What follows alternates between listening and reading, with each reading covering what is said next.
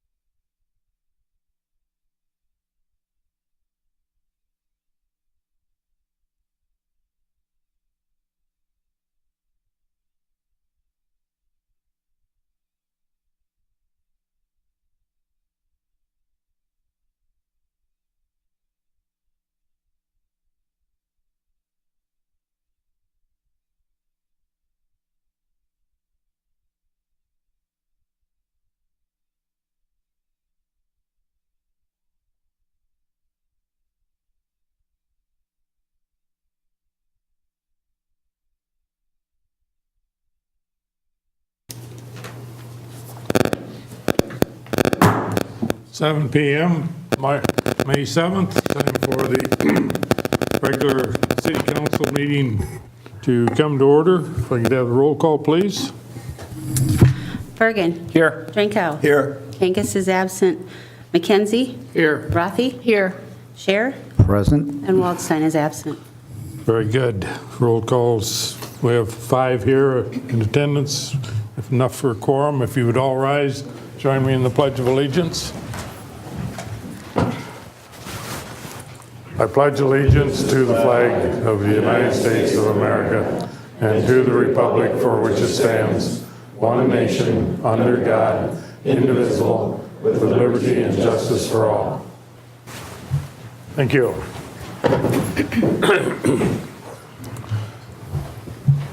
Next item on the agenda is approval of the agenda. I would entertain a motion and a second, please. Move approval of the May 7th agenda. Second. Second. Any discussion? All those in favor say yes. Yes. Opposed? Motion carried 5-0. Approval of minutes for the April 16th, 2018 regular meeting minutes and the April 23rd, 2018 study session minutes. Entertain a motion and a second. I move approval of the April 16, 2018 regular meeting minutes and the April 23, 2018 study session minutes. Second. Motion made and seconded. Any discussion? So on the April 16th minutes, under item M, which is the city's council comments, there was this, when I was asking about the Casey's traffic impact study, it should be added there that Mike Cherry said it would be that such a study would take place within 2 months. But I think that was kind of one of the big questions I had, was how long that would take. I think he replied that it would be taken care of in 2 months. Okay. Any other comments? All those in favor of approval of the minutes, April 16th and April 23rd council's meetings, say yes. Yes. No? Carried. Next item is our guest councilperson for the month of May, and Councilman McKenzie. Would you introduce him, please? One of the programs, I'm part of the Exchange Club here in Waverly, and one of the programs we have is Student of the Month. And during the school year, I'm always super impressed with the students that are brought in, the amount of classroom work they're doing, the amount of civic outreach that they do, and just how busy they are. So when it got to be my turn to look for a council person, I said, yeah, you know, May's got to be a real slow month around the school. Why not see if there's a couple of high school students that would be interested in a little bit of exposure maybe before they go on to college and that type of thing. So we'll have 2 different guest council persons this month. Again, because of schedule, Malcolm Newell is with us tonight, and I'll let him introduce himself and say a few words. Hi, my name's Malcolm Newell. I'm a junior at the WSR High School here, and I thought this was a great opportunity to see how local government works, and I'm very interested in this great opportunity. Thank you. Very good. Thank you, Malcolm. Welcome aboard. And you have all the rights to ask questions, take part in discussions. We'll let you do everything but vote. And, okay, the next item is a proclamation for National Preservation Month, which I have here, and then we'll entertain a motion. And I believe I will move approval of the proclamation proclaiming May 2018 as National Preservation Month. second. Second. Okay, motion made and seconded. I know there are representatives from the Local Historical Preservation Commission here, several of them, but proclamation goes as such. Whereas historic preservation is an effective tool for revitalizing neighborhoods, fostering local pride, and maintaining community character, and whereas it is important to celebrate the role of history in our lives and the contributions made by dedicated individuals in helping to preserve the tangible aspect of the heritage that has shaped us as people. And whereas May 2018 is the month Waverly will celebrate its significance of the historic architecture and the community history embodied in the homes of Waverly. And whereas This Place Matters is the theme for National Preservation Month 2018, co-sponsored by the Waverly Historic Preservation Commission and the National Trust for Historic Preservation. Now, therefore, we, Mayor, City Council of the City of Waverly, Iowa, do hereby proclaim May 2018 as National Preservation Month and call upon the people of the City of Waverly to join their fellow citizens across the United States in recognizing and participating in this special observance. In witness whereof, I hereto subscribe my name, Dean Soish, Mayor, to be affixed this 7th day of May, 2018. All those in favor of the proclamation say yes. Yes. Opposed? Motion carried 5-0. We have now proclaimed May as Historic Preservation Month for the City of Waverly. Thank you. Huzzah. Mayor, there's some commission members that are here, I believe. Yes. They would stand up. Don Meyer and Karen Lehman and Judge Judge Newell, Newell, Pete Newell. they're doing a fine job. I know just from attending one of their commission meetings, they've got a lot on their plate, so very good. Thanks for coming. Next item on the agenda is a public hearing. This is the date, time, and place for a public hearing on an ordinance providing for rezoning of property on the northwest corner of 39th Street Southeast and Viola Drive from R4 multifamily residential to R2 1 and 2 family residential district. I will entertain any comments. If we have any written. No, sir, we do not. Okay, I'll open it up for public comments. And just to clarify the location, it's in the Rolling Hills subdivision east of town.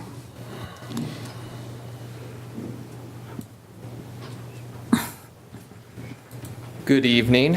My name's Bo Buchholz. I'm here on behalf of the property owners, Bengal Investments and Beechwood Investment Properties. As the mayor had indicated, this is part of the Rolling Hills subdivision. To give this some context, this was originally R4 because it was set up to be a series of condominiums that didn't really develop out there over the past 20 years.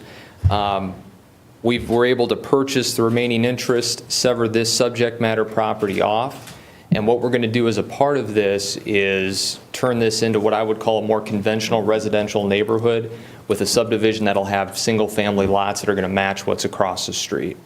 And I think this is a recent change in zoning, but you can't build single-family homes in R4 anymore. So that's why we're asking for this change. We'll have a preliminary plat approval upcoming shortly.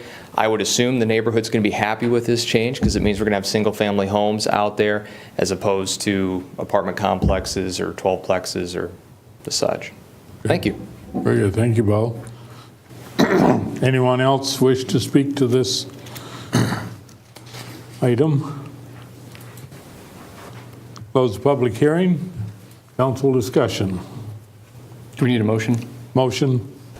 I will move the second reading of ordinance 1035, an ordinance providing for rezoning of property on the northwest corner of 39th Street Southeast and Viola Drive from R4 multifamily residential to R2 1 and 2 family residential district and waiving the third reading. Second. Second. Motion made and seconded. Now, council discussion. Seems very appropriate, I guess, based on changes. And I guess one question I had as a couple of these come forward, I know that there's usually a fee associated with the thing. Are we waiving those type of things since this is really to bring it in line with our ordinance, or? I don't know that we did that in this situation. It wasn't quite the same as the other ones that we were working with. I guess I didn't understand it was a developer actually bringing this one forward, but it was more It's to change the use. question, some of the others. Any other questions, comments? Roll call vote, please. Bergen. Yes. Drinkow. Yes. McKenzie. Yes. Rafi. Yes. Scher. Yes. And just for me, for best practices, I think what we had anticipated with waiving third readings is that we actually do a separate motion to waive the third reading and move right to a vote on the third reading at this meeting.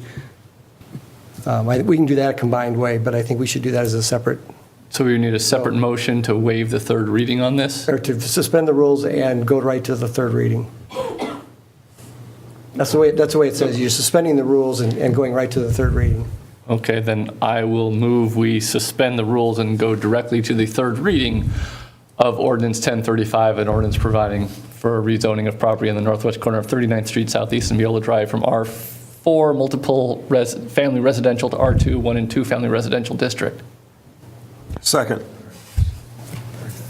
Okay, any discussion?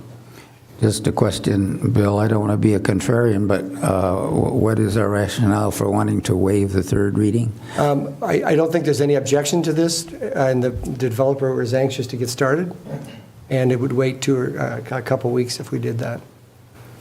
Okay, thanks. Makes the agenda for our next meeting that much shorter. And you know how I hate short agendas. I thought we'd just get credit for being quick instead of normally we get criticized for being slow and getting things accomplished. Okay. Roll call vote? I think that's just a voice vote, isn't it? Just a voice vote? It's a third reading. I think you have to do a roll Oh, call. we did have the third reading, that's right. Sorry. We just had it. We didn't do two. If we'd done two, it'd have been a voice vote in between, yeah. Okay, so Scher.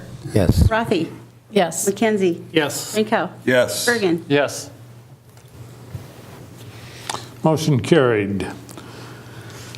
Item number 2, this is the date, time, and place for a public hearing on an ordinance providing for rezoning of 8 lots within Omni Development First Edition subdivision on the northeast corner of 13th Avenue Southwest and 3rd Street Southwest from R4 multifamily residential to R1 one residential district. Any written comments? No, sir. Open the public hearing. Anyone in the audience that cares to speak to this request? Again, for location, this is directly east of IV and north of the ledges. We're the old part of the old Eliason property. Hearing none, public hearing is closed. I'll entertain a motion. I'll move the second reading of ordinance 1036, an ordinance providing for rezoning of 8 lots within Omni Development First Edition subdivision on the northeast corner of 13th Avenue Southwest and 3rd Street Southwest from R4 multiple family residential to R1 one residential district and waiving the third reading. I'll second. Motion made and seconded. Council discussion. So who is bringing this for? Can you put this in some context and kind of who's This is requesting one of this? the ones that we are bringing forward as staff to actually conform our new districts Okay. with the existing developments. So this is an R4 district, but we have single-family dwellings in there, so we need to change it to R2? Right, the lots that were created and the setbacks and things would be fit within the R1 district. Okay. And presumably, the people living there are quite happy with this change? Yes. Okay. Okay. Any other comments, questions? Roll call vote. Rinko. Yes. McKenzie. Yes. Rafi. Yes. Share. Yes. Bergen. Yes. Do we need the second Yes. version of The same, Okay. the same motion. I guess I would move that we suspend the rules and go right into the third and final reading on our ordinance 1036, an ordinance providing for rezoning of 8 lots within the Omni Development First Edition subdivision on the northeast corner of 13th Avenue Southwest and 3rd Street Southwest from R4 multifamily residential to R1 residential district. Second. Roll call vote. Bergen. Yes. Share. Yes. Rafi. Yes. McKenzie. Yes. Rinko. Yes. Motion carried, 5-0, 2 absent.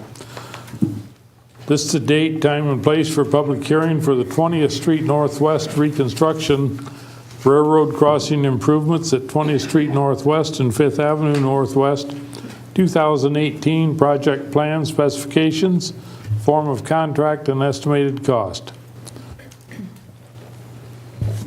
Any written comments? No, Your Honor. Open the public hearing. Anyone here that wishes to speak to that project? Mary French, 1902 Knight Avenue in Eisenach Village. As much as we support the memorandum on the preservation, we would urge the council not to preserve that existing railroad crossing.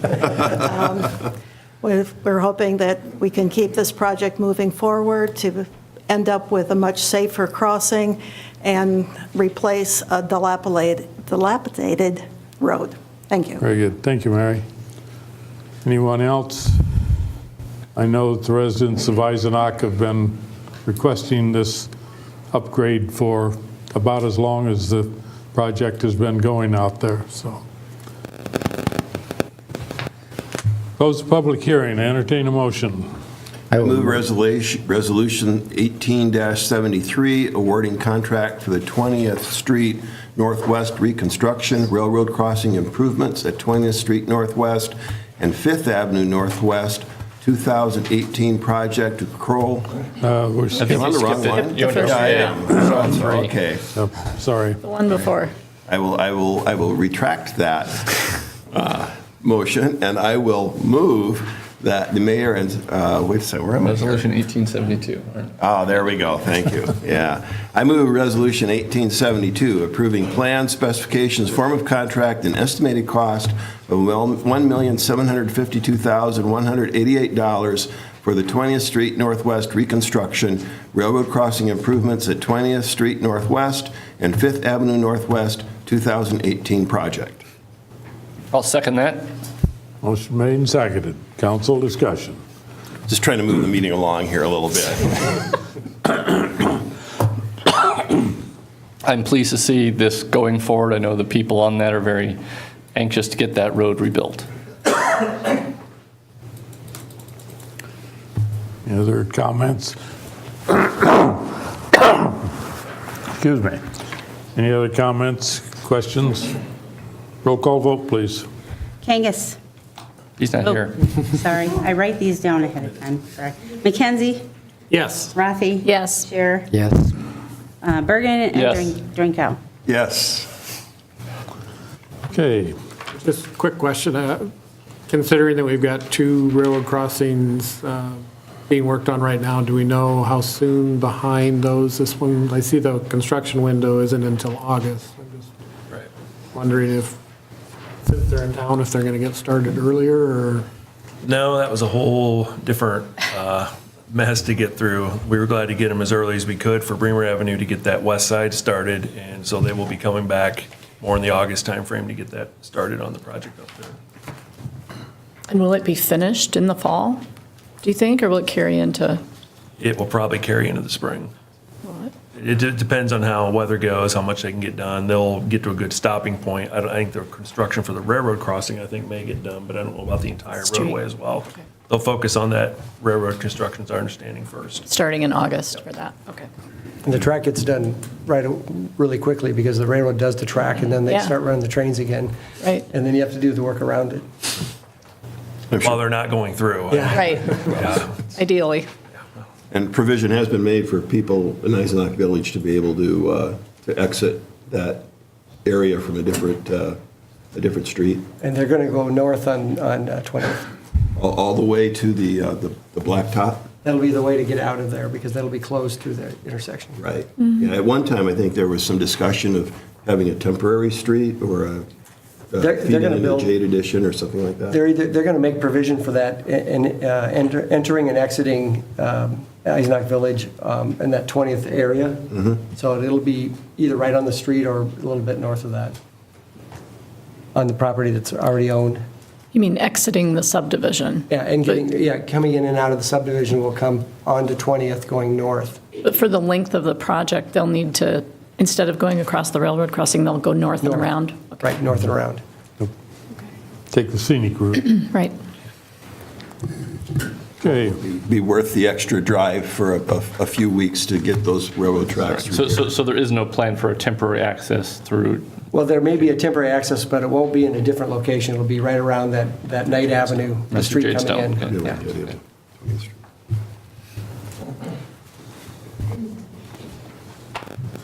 okay, any other discussion?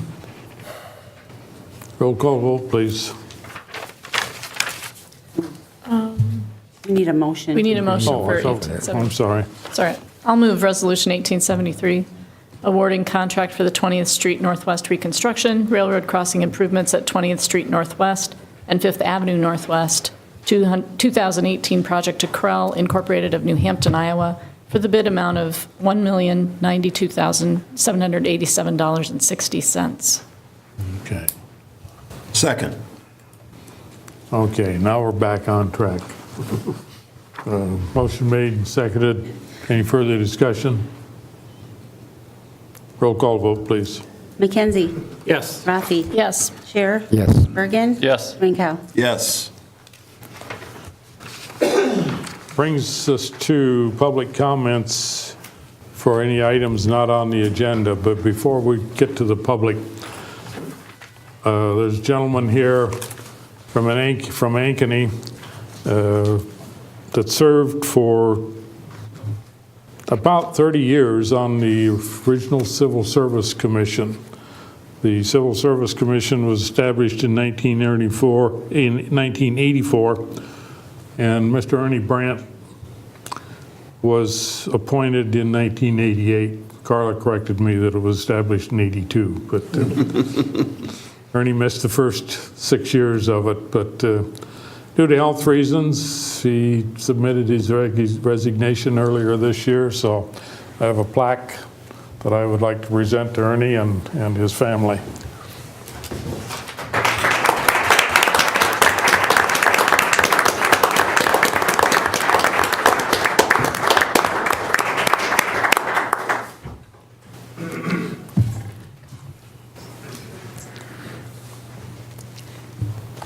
You're fine.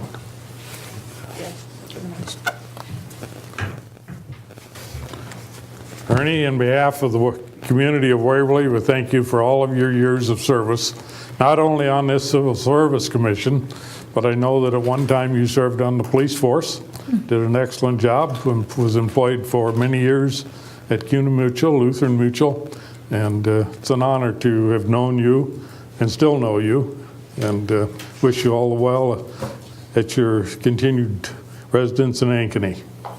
Thank you, Ernie.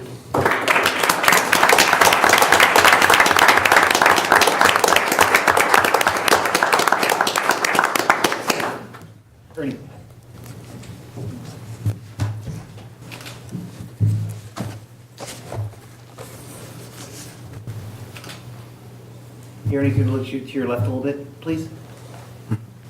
There you go.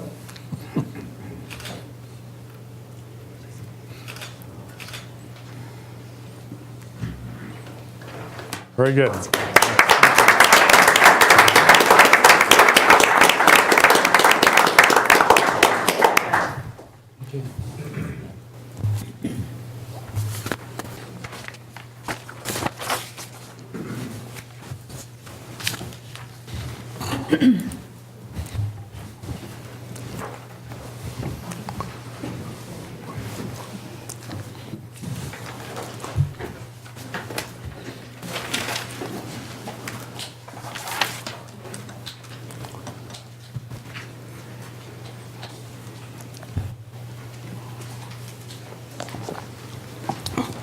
Is there anyone here that has an item that's not on the agenda that they would wish to speak to?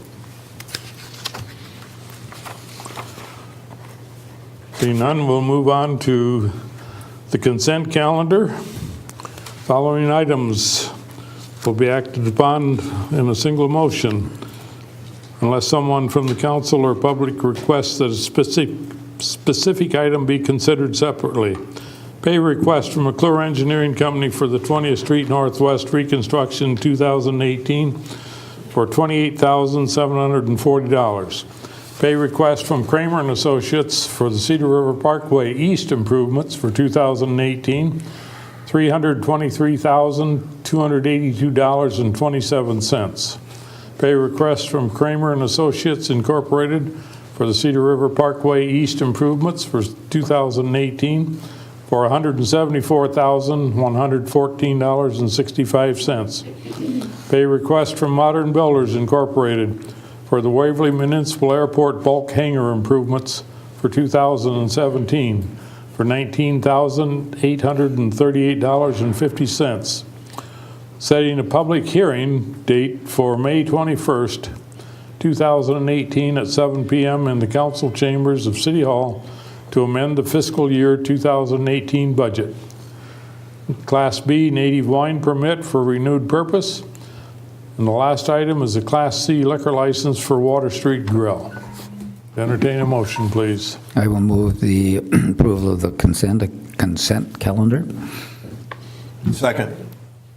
Motion made and seconded. Any discussion? Seeing none, all those in favor say yes. Yes. Opposed? Motion carried, 6-0, one absent. Regular business. Approving Resolution 1860, approving a contract with Community Foundation of Northeast Iowa to establish a Leisure Services Foundation and quasi-foundation. Entertain a motion, please.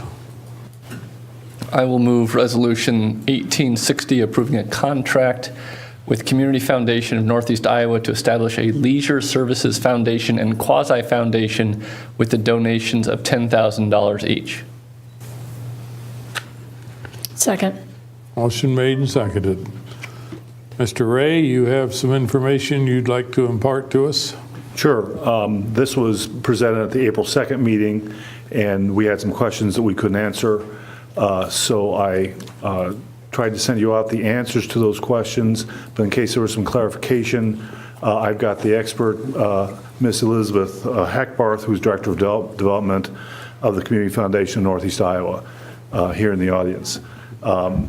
This was an initiative started last fall and reviewed by the Leisure Services Commission twice, and they make recommendation to establish two foundations for the Leisure Services Department, one a regular foundation, one a quasi-foundation, and they'd like to start doing that so we can maybe establish a way for people to give us gifts.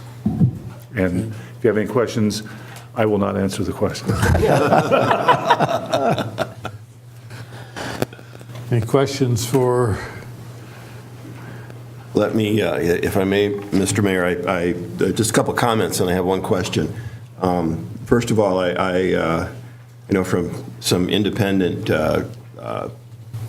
research that I've done on this, I think that your organization does a fantastic job. I think this is a very good fit for what it looks like, what we want to do here with our Leisure Services Foundation, particularly given the small amounts of money that we would have available to set up, and be able to pool it, and also be able to draw on your expertise in things like putting together brochures and suggestions for marketing and that kind of thing. So I think it's a really good fit. The only question that I have is, I guess I was wondering how the funds are actually managed. If you do that through an in-house manager, you have a investment advisor that you use to advise you on the management? Yep. Currently, our investment manager is Marquette Associates. They're based out of Chicago, but they have a niche in community foundations as part of their client base. So we have all of our endowed assets with Marquette Associates, who advises us in our investment portfolio.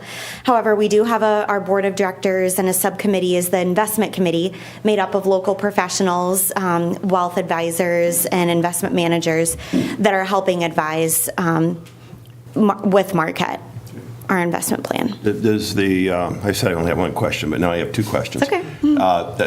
Does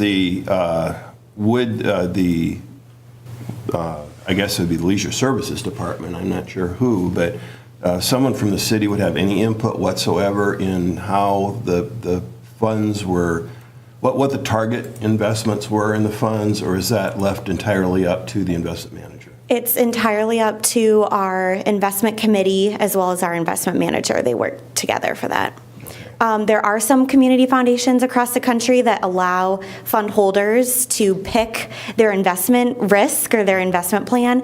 The Community Foundation of Northeast Iowa is just a total return, same investment plan for every fund. The reason it came up was a question about, whether we could direct that the investments be done in a socially responsible type of portfolio. And that's a great question. It would be something that the Community Foundation as a whole would look into as part of our investment plan. Currently, we don't, but it's something that we could look into as an organization in the future. It's becoming more popular. Yes, it is. Mm-hmm. Thank you. Okay. Elizabeth, could you talk a little bit about what Decorah has implemented and perhaps some of the things they're using their fund for? Sure. So Andy Nimrod, the Parks and Rec at Decorah, has helped establish both an endowed fund as well as a quasi-endowed fund, which is what we're recommending for Waverly. The endowed fund is a fund you could think of as a long-term sustainable fund for Parks and Rec.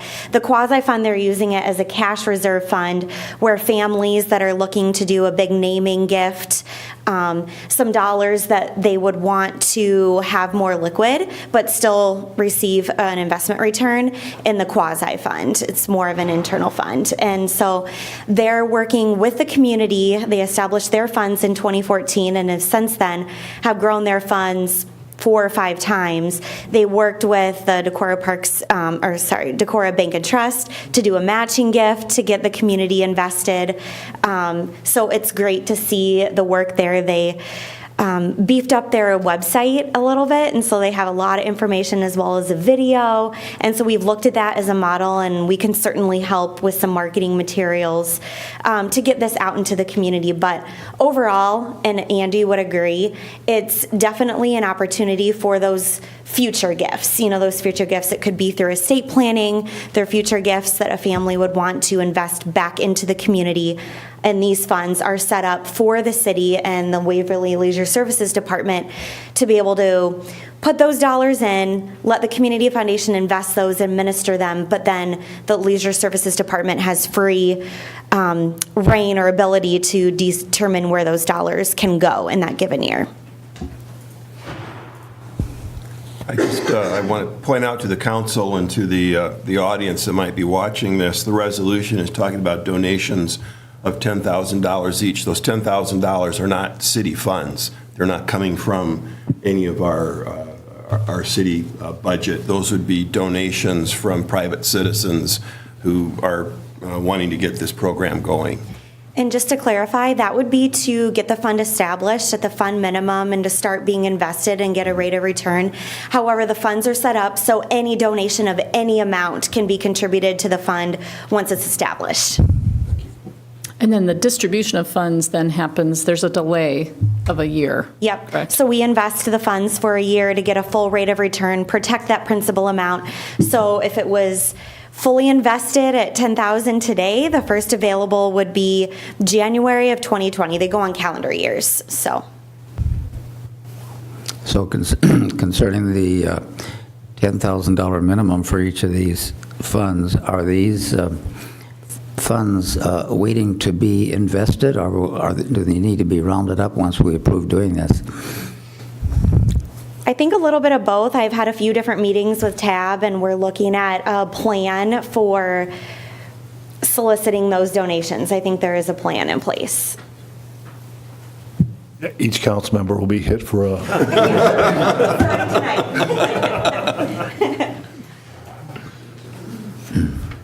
Hey, any other questions, comments for?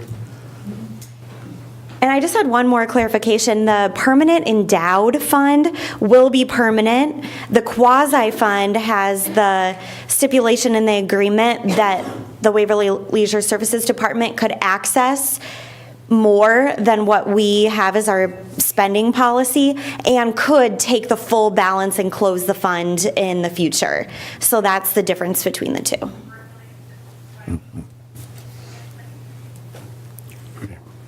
Very good, thank you. Thank you. Any other council discussion, questions? Roll call vote, please. Rafi? Yes. Scher? Yes. Bergen? Yes. Drinkow? Yes. Kangas? Yes. McKenzie? Yes. Motion carried, 6-0, 1 absent. Thank you. Thank you. Thank you.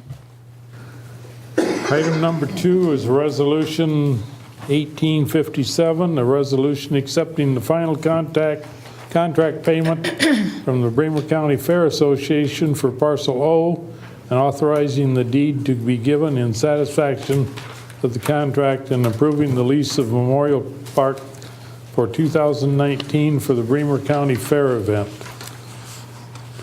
Entertain a motion. Mayor, maybe if I could, before we go into a motion, just kind of want to maybe help set the stage for the council discussion. A couple of us have had the opportunity over the last month or so to have some very constructive conversations with the Champions Ridge board. And I know sometimes it seems like the board is coming before us quite often, or when they do, it doesn't seem like they've made much progress, those type of things. And I think the original request that we had a month or so ago, or a couple weeks ago, was just another attempt to move this project forward. But the way it was brought forward was maybe misunderstood. It seemed like maybe the fair board was going out on their own to protect their interest in the property that they're trying to buy, as well as maybe distancing themselves a little bit from Champions Ridge. Based on the conversations we've had, I feel that is mischaracterized of what they were trying to do. They were trying to put themselves in a better position to go out and finish up some of the fundraising they've done. Through the conversations we've had, it's very apparent that Champions Ridge is still an entity that wants to see this joint venture happen. Again, you can imagine, we had a little discussion this afternoon, there's basically been 6 major players in this when this all started. It started out with the city council working with some ball program folks here in town that had brought forward some ideas that because of neighborhood constraints, those type of things didn't go anywhere. So they put together a task force to see what options were out there. When that task force pulled itself together, it was leadership from the Girls Little League program, leadership from the Boys Little League program, folks from the adult softball, county fair, the council, And then through those discussions, the county supervisors got in there. So when you think about all 6 of those entities, it's somewhat understandable maybe that the messaging hasn't been as clear as what everybody wanted as this went forward.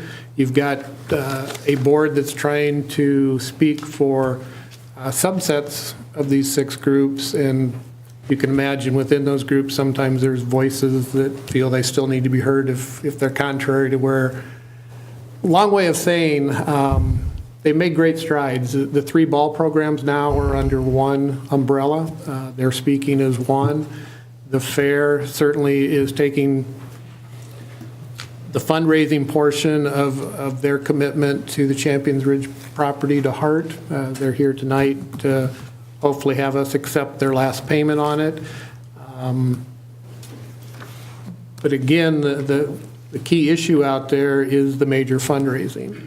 And with that in mind, what I would like to do is move Resolution 1857A, which is the third option that we have out there. And basically what this resolution is stating is that there's still a great commitment to Champions Ridge. They're continuing to work as a board on fundraising, and they are still cultivating those lead gifts. They're actually, within the packet, they gave us some updates on their plan for fundraising. They have finalized the site plans, which is a big piece as they move forward with construction. They need to have those ready for bidding, those type of things.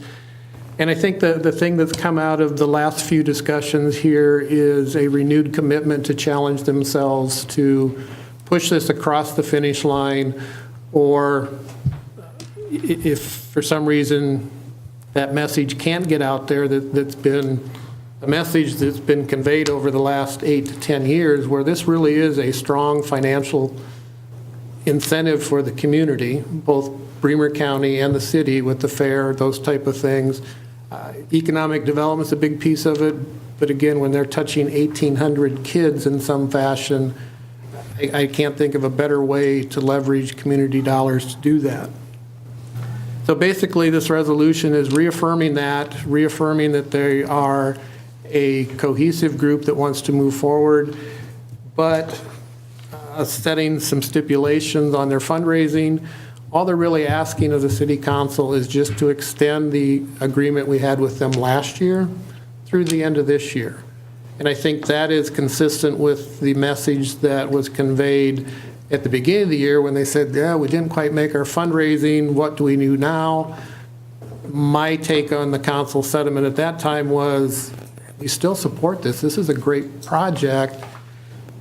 We're not going to take any formal action here, but by the end of the year, we'll probably have to do something through our strategic planning and stuff. So to me, option 3 here, 57A, really conveys all of that, the commitment, as well as the city's partnership in this, that we're willing to give them another 6 months with a couple of benchmarks to make sure that this project has its last day in the sunlight, I guess, if it comes to that. But I certainly hope it won't, because when you look under the covers of all the noise that's kind of come along with it, there really is some great opportunities here for the county fair, for the city of Waverly, and certainly for all the participants in those 4 groups. So, long-winded way of, I would like to move Resolution 1857A, extending the deadline for fundraising through December 31st, 2018. I'll second that motion. Thank you. Further council discussion. So just to be clear on these benchmarks, so for example, there is a September 21st, 2018 benchmark amount of $500,000. If they do not meet that benchmark, what happens then? Mayor, maybe we can have Fred Yep, Rippage, I think it's, just so I don't misspeak. no. I'm Fred Ribbich, 1831 Knight Avenue. Thank you for the 20th Street. To address Councilmember Bergen's question about the benchmarks. We've set those benchmarks as our guideposts to evaluate where we're at. So on September 21st, if it's obvious that we are nowhere near being able to get commitments of $500,000, the board is ready to make a decision at that point that there's likely no point in going forward. Now, I would say we would, I think, allow ourselves some wiggle room. I mean, if we're at 425,000 and we know we have some potential commitments that are just around the corner, we might make a different kind of judgment, but we all agree, and I think others would agree, and I think it's beneficial to the particularly lead gift donors that we're talking with, for them to know at what point, their commitment is either a go or a no-go. So it's as much to help in our fundraising efforts as it is to be realistic about what might lie ahead. And if necessary, to, at an earlier point than December 31st, initiate conversations about, okay, if this isn't going to happen, what's next? Okay. If you'd permit me to make a brief comment, I have some prepared remarks that echo some of the things that Dan said, but maybe a couple of other issues. Is that okay? I'll grant that. Appreciate it. I speak on behalf of the Champions Ridge Board and the Bremer County Fair Association in thanking the council for giving us this additional time to address this particular agenda item that was originally scheduled for the April 2nd meeting. Your packet contains lots of documents, including 4 resolutions, all identified as 1857, so hopefully I can clarify some of this. We're making 2 requests of the council this evening. The one that Dan outlined in 1857A, what's identified as option 3 on the agenda, which essentially asks to amend the resolution 1730 that the council passed last March 2017. The second thing we ask of the council is to approve resolution 1857B, identified as option 4, which accepts final payment from the Bremer County Fair Association in satisfaction of the financial provisions in that real estate contract for the purchase of parcel O at the Champions Ridge site. Your packet also includes a cover memo from us, which provides some context and rationale for how we arrived at these 2 resolutions. I would like to point out that both resolutions grew out of the several conversations we've had over the last several weeks with city representatives, as well as among the Champions Ridge board members and among members of the Bremer County Fair Association. These discussions have proven very helpful, and they've led us to several different conclusions. First, keep things simple, straightforward, and focused. So we have tried to streamline that in the resolutions we've proposed. Next, all of the key stakeholder leadership groups involved in Champions Ridge are committed to moving this project forward. We are united behind the project. At some points along the way, it seemed as though that got lost. And finally, our fundraising plans need to include 2 things: the benchmarks that we've talked about, providing decision points along the timeline, and additional strategies that we believe will help us secure funds in support of the project. As our cover memo and updated fundraising plan, which you have a copy of in the packet, and the proposed resolutions demonstrate that we have taken these lessons to heart And before we take any more questions from council members about these proposals, I just want to add a comment. At a time when the city of Waverly is looking to develop a community branding plan that will enhance our ability to attract business investment and build our available workforce, the Champions Ridge Community Development Project deserves both recognition and support as a vital contributing factor to establishing our community brand. We have emphasized from the beginning of this project that it is need-driven and youth and family-focused, serving over 700 kids in youth ball groups, 400-plus youth involved in county fairs every year. Add the families and the adult softball leagues, and we're talking about thousands of Waverly area and Bremer County residents being better served by this complex. Not only does Champions Ridge stand as a tremendous amenity and an attraction for our area, but it is itself an obvious engine of economic activity and potential economic development. Each year, bringing in thousands of visitors, along with lots of spending. This is a labor of love for us. Love for our communities, the youth and the families that we serve, and for the fun, healthy, and constructive experiences we offer to our participants and visitors. Yes, we've had our frustrations and challenges along the way in fundraising, but there's way too much at stake here to allow the seeds we've planted to wither.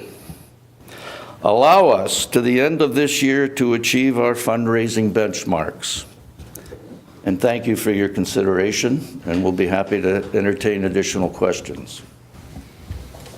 Fred, one question, and I don't want to sound like the Grinch here, but I know that there's been some real frustration about getting lead gifts in the past. Do you have any reason to feel confident that that will be different this year? Feel confident that we will secure lead gifts? Absolutely. Like I said, I learned that fundraising is a process of planting seeds and nurturing them along the way. And we have planted a lot of seeds. And I think at this stage of the game, we're in a good position to be able to convert those conversations into actual donations. So with regard to these benchmark amounts, so this $500,000 benchmark, is it specified that those benchmarks have to be in cash? I mean, What is not, they can be cash and written commitments or pledges. Okay, but from donors. I know that if we include things like in-kind gifts, It will not include it. it will not include in-kind. No. Will include things like deferred giving. So where someone puts that money in their will and Only says, if well, we had may a get it crystal 5 ball. to 20. Only if we have a crystal ball to determine when that Okay. gift matures. Well, I mean, that's just my concern is that when we're talking about these benchmark amounts, it's important I think we are that- talking about upfront donations to the project that are expressed both in terms of probably partial cash payment and a signed letter of commitment. Okay. I have a few questions, and I do want to acknowledge you're right. I mean, this certainly is a labor of love for everyone involved. People have put years and countless hours into this project, and I know it's near and dear to everybody's hearts. You could historically preserve some of us. Yes, yes. Yes, and so I'll echo a little bit what Mike said. I don't want to be the Grinch. I have a figurine of Lucy from Peanuts in my office that's the Common Sense Patrol, so I just have a few questions. So the benchmarks, I think, is a good idea. How did you decide on those amounts? Were those based on anticipated pledges or gifts, or is it a certain percentage of what you need to accomplish the project, or? It's some of both. It's knowledge of what we have out there that we could likely secure by those dates. And I think it's guided as well by the fact that in order to reach the final goal, where do we have to be at a certain point in time? I think we would all agree that having commitments of $200,000 in late September is not boding well unless there's, somebody out there that's ready to sign $1 million gift somewhere. So we're trying to be as realistic as we can in setting those benchmarks and fair to everybody involved in this project in terms of what happens next if things don't go the way we intend them to. And how much money do you need to have kids playing ball out there and have the fair out there? Not counting I know there will be a lot of volunteer labor to prepare fields and that sort of thing, but to I move would the say dirt, to get prepare the phase site. one implemented and fully functional, we're talking somewhere in the $4 million range total. That doesn't include credits for potential in-kind contributions, but the fair has always, talked about the fact that they don't necessarily have to have every one of their buildings in place in order to host a good fair there. If there's a group out there that's great at improvising in tight situations, it's the fair group. And so we just need to get the infrastructure there and some basic building amenities. Some of that probably will come, the fill-in will come a little bit later. And what kind of conversations have you had with the county, with the Board of Supervisors about pitching in for the county fair They pitched portion? in the land purchase to the tune of $120,000. Are they committing any other funds to the project? Not to my knowledge. The county supports the fair, is that right, annually? Yeah, we support it. We've done kind of what the first thing, I mean, that was, I guess some of that, the former council, but. Use the microphone, please.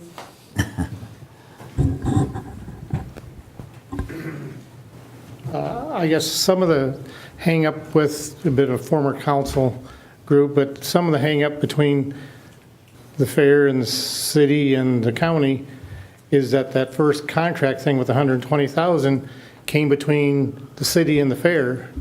We never knew about it till after it was signed and delivered to us.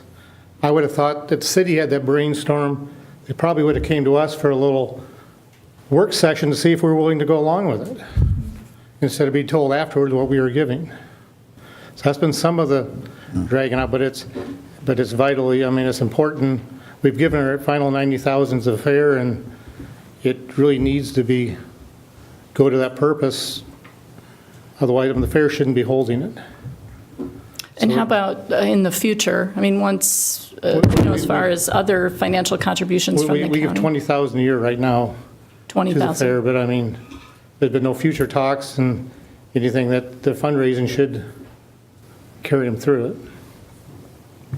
That's why the 90,000 took a little while to get here, but we saw the value and the need of it. But it's in this year's budget, and we've given it to the fair, and it needs to be spent before it comes back to the county, because it won't be in next year's budget. So it's vitally important that it's used for that purpose. Okay, very good. Thanks, Tim. The questions, Ann? Just wondering what specifically is going to change about your fundraising efforts? And it looked like there's a new strategic committee? Yep. Well, we're working on a community fundraising plan that would be a level below the lead donor, or maybe even a couple levels below the lead donor level, that we will get underway here in the next several months. We have invested in some foundation search software,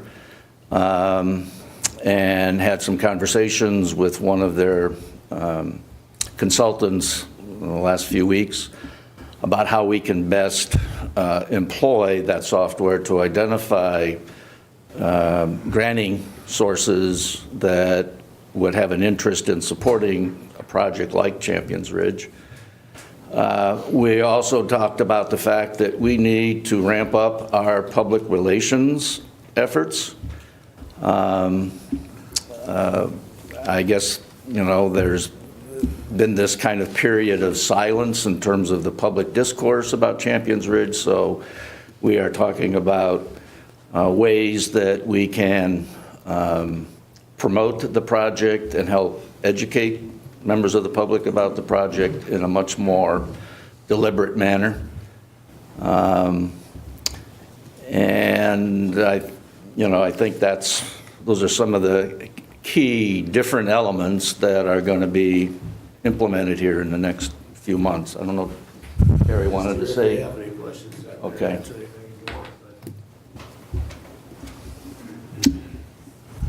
Okay. I would like to add one thing. I started here just a year ago, and I had to take a campaign that they had started, and there were some misdirection and some things that had to be completely rewritten, changed, and a new focus. And at the time I came here, I told them it was going to probably take 2 years. Now, when I talk about lead gifts, I did have, at Christmas time, a $750,000 gift sitting there that they had to decide on. I wasn't making any excuses when I came here. I don't lie. But I might ask that and have you to just go along with me here. I'm one person and I do this for a living, and I know that. But I come into a town and I have no constituency. I have no foundation staff. I do it alone with my wife Tony and our committee. You're on the Bartles board. How long did it take you to do your capital campaign out there? About a year, probably, give or take. A little over a year, I believe. How about Wartburg's last campaign? It took over 5 years. They have foundation staffs. They have foundation software. They have constituents. They have everything.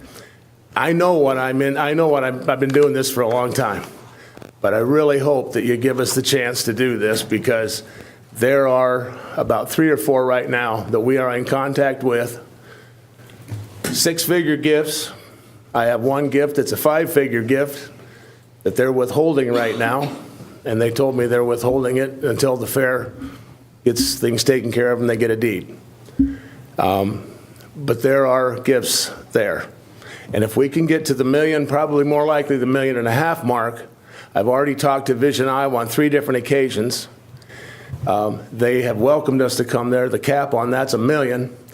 But if we would qualify for that, and with what we're doing with the Water Quality Initiative program, with the DNR now, which that in tune should be another $100,000 to $150,000 that we are eligible for. I think we're setting better than we ever have before, but we just got to get to these benchmarks. But I might just, add to, I'm paddling as fast as I can, and I really appreciate your support, and just wanted to answer any of the questions if you have anything else. Maybe a logistics question here.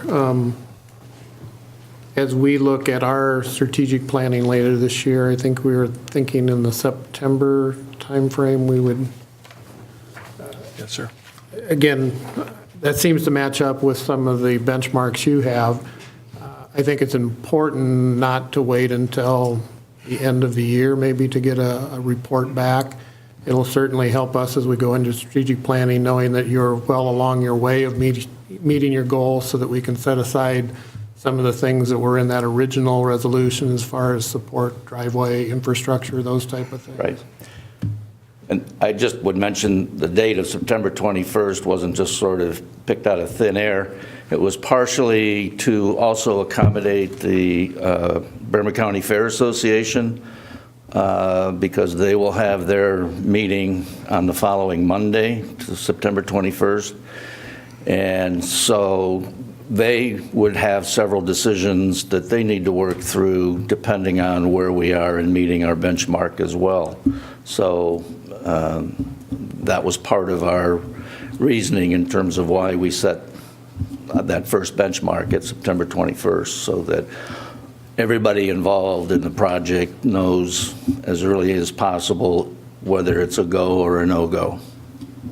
I guess with that in mind, I'd like to offer a friendly amendment to the resolution If you go to the therefore part of it, it reads, therefore it is resolved that the city council approves resolution 1730, or provides that resolution 1730 is hereby amended by replacing the fundraising deadline of December 31st, 2017 with an updated date of December 31st, 2018, allowing fundraising activity by Champions Ridge Governing Board to continue through 2018 with a report, and there I would like to say at the end of each fundraising period, from the governing board to council, and then insert with final report no later than the second council meeting of January. Again, I think it'll help us all if we keep the conversation going, and for everybody's planning purposes, share those benchmarks. It's fine by us. So let me just clarify, Dan, you want to extend it through the end of the year, have them report each quarter, I guess it is, or at the end of each period? Benchmarking period with, and again, I know that this project's going to get across that finish line, so I'd be looking forward to the final report after the first of the year. Did you get that, Carla? I do. Don't ask me to read it now, though. Tim, you have, I have a question for Dan. He has a resolution. In that resolution, are you accepting the check? That's a separate That's a separate one. That's a separate one coming yet? Yes. Okay, I just want Yep. to make sure on that. Okay. Take it one step at a time here. we want to get your books balanced at the county, Tim.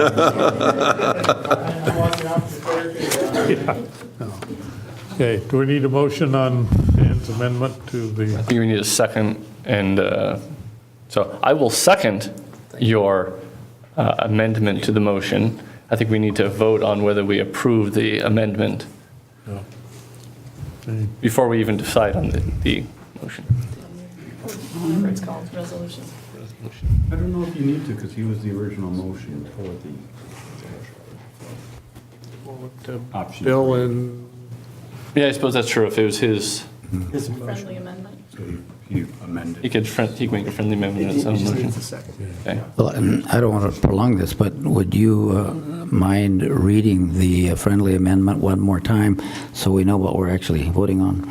just that section or the Yeah. whole? Okay. Yeah. Therefore, be it resolved that the city council provides that resolution 1730 is hereby amended by replacing the fundraising deadline of December 31st, 2017 with an updated date of December 31st, 2018, allowing fundraising activity by Champion Ridge Governing Board to continue through 2018 with a report due at the end of each fundraising benchmark period from the governing board to the council, with final report no later than the second council meeting in January 2019, with all other provisions of Resolution 1730 remaining unchanged. Thank you. I have a question about that. Is that appropriate to ask a question about Go for that? So a report, does that mean a report like we got tonight, or a report specifically of their financial statement? To see how much money they have in the bank? That would be my understanding of what we're asking, is that we, I think if you just add the word fundraising report in your friendly amendment, that'll clarify what we're reporting on. any other discussion, council discussion about, My only question is the procedural, then we're going to do 57B as well yes, tonight? yes. again, my attempt here is to keep it as simple as possible. Okay. And just for clarification, you're going to vote on the whole resolution as a friendly amended right now? Okay. Correct. And then we'll have a second vote on the 57B, is that correct? Yes. Once it's moved. Okay. I just have a comment, then I guess are we voting next? Is that our? Unless there's discussion or comments by staff yet. Look, I would just like to say that I think this is a fantastic project. I've always been in favor of it. I think it's one of those visionary projects that really make a town sing. Something this large and this complicated with this many different groups involved in, it's going to have birthing pains. It's inevitable. And as far as I'm concerned, they can have as much time to fundraise until they come to us and say, that's it, this pig isn't going to fly. And then we stop. So I'm certainly in favor of this motion. I guess my only other comment along with is I'm very supportive of this and have been all along. My concern is that, some of the hesitation, I've heard this in the past, that some of the hesitation is that people are waiting to see what else the city's going to put in. And we're at a point where we don't have much more that we're able to put in other than the infrastructure, the driveways and some of the lift station that we've talked about in the past that would be normal city improvements. But to the project itself, and I don't know if we need to somehow add that in, that the city's kind of, we're not putting anything else in beyond that. Well, and we're certainly willing to address that in our public relations campaign in terms of clarifying what that relationship is with the city and what the city has already invested in terms of the land purchase and commitments down the road in terms of helping with infrastructure. So we have not had any kind of conversation about coming back and saying we need another $1 million from the city and don't intend to go that direction. But really, what we seek is the public's awareness that the city is behind the project. That makes fundraising on our end a whole lot easier to work through. I guess I'll just comment that I think I've looked at all the documents, and there are birthing pains with every project where you take people with different interests and try to bring them together to one. One of my concerns is that this project, the labor, the birthing has been going on for years. And so I think that I'm pleased that you're going to take a fresh start and look at how you're going to do fundraising. Because this project, I think, is very confusing for the public and very diffuse in a lot of ways and somewhat grandiose as far as how much capital you need to raise in a town this size.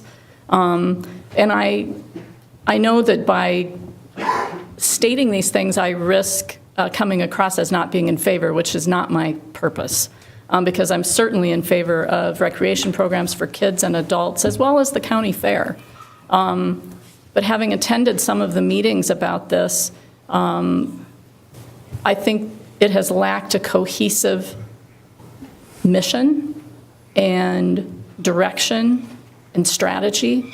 And I share Tim's concern. I think that although this is a project that the city has attempted to facilitate by purchasing the land, I don't see this as solely a city project. And some of the tone at the meetings I attended came across as that the city has not been in favor of this. What is the city going to do for us?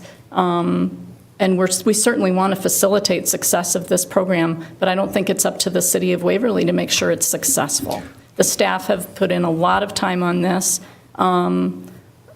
during business hours and after business hours, and so I hope the public is aware of that how much effort the city staff, especially James and Bill, have put into this, and Tab to some degree, although earlier in the project. So I think it's very important that we get a report in September, and I think it ought to be on our agenda for the study session, September 24th, to see the financial statements and see what's going on.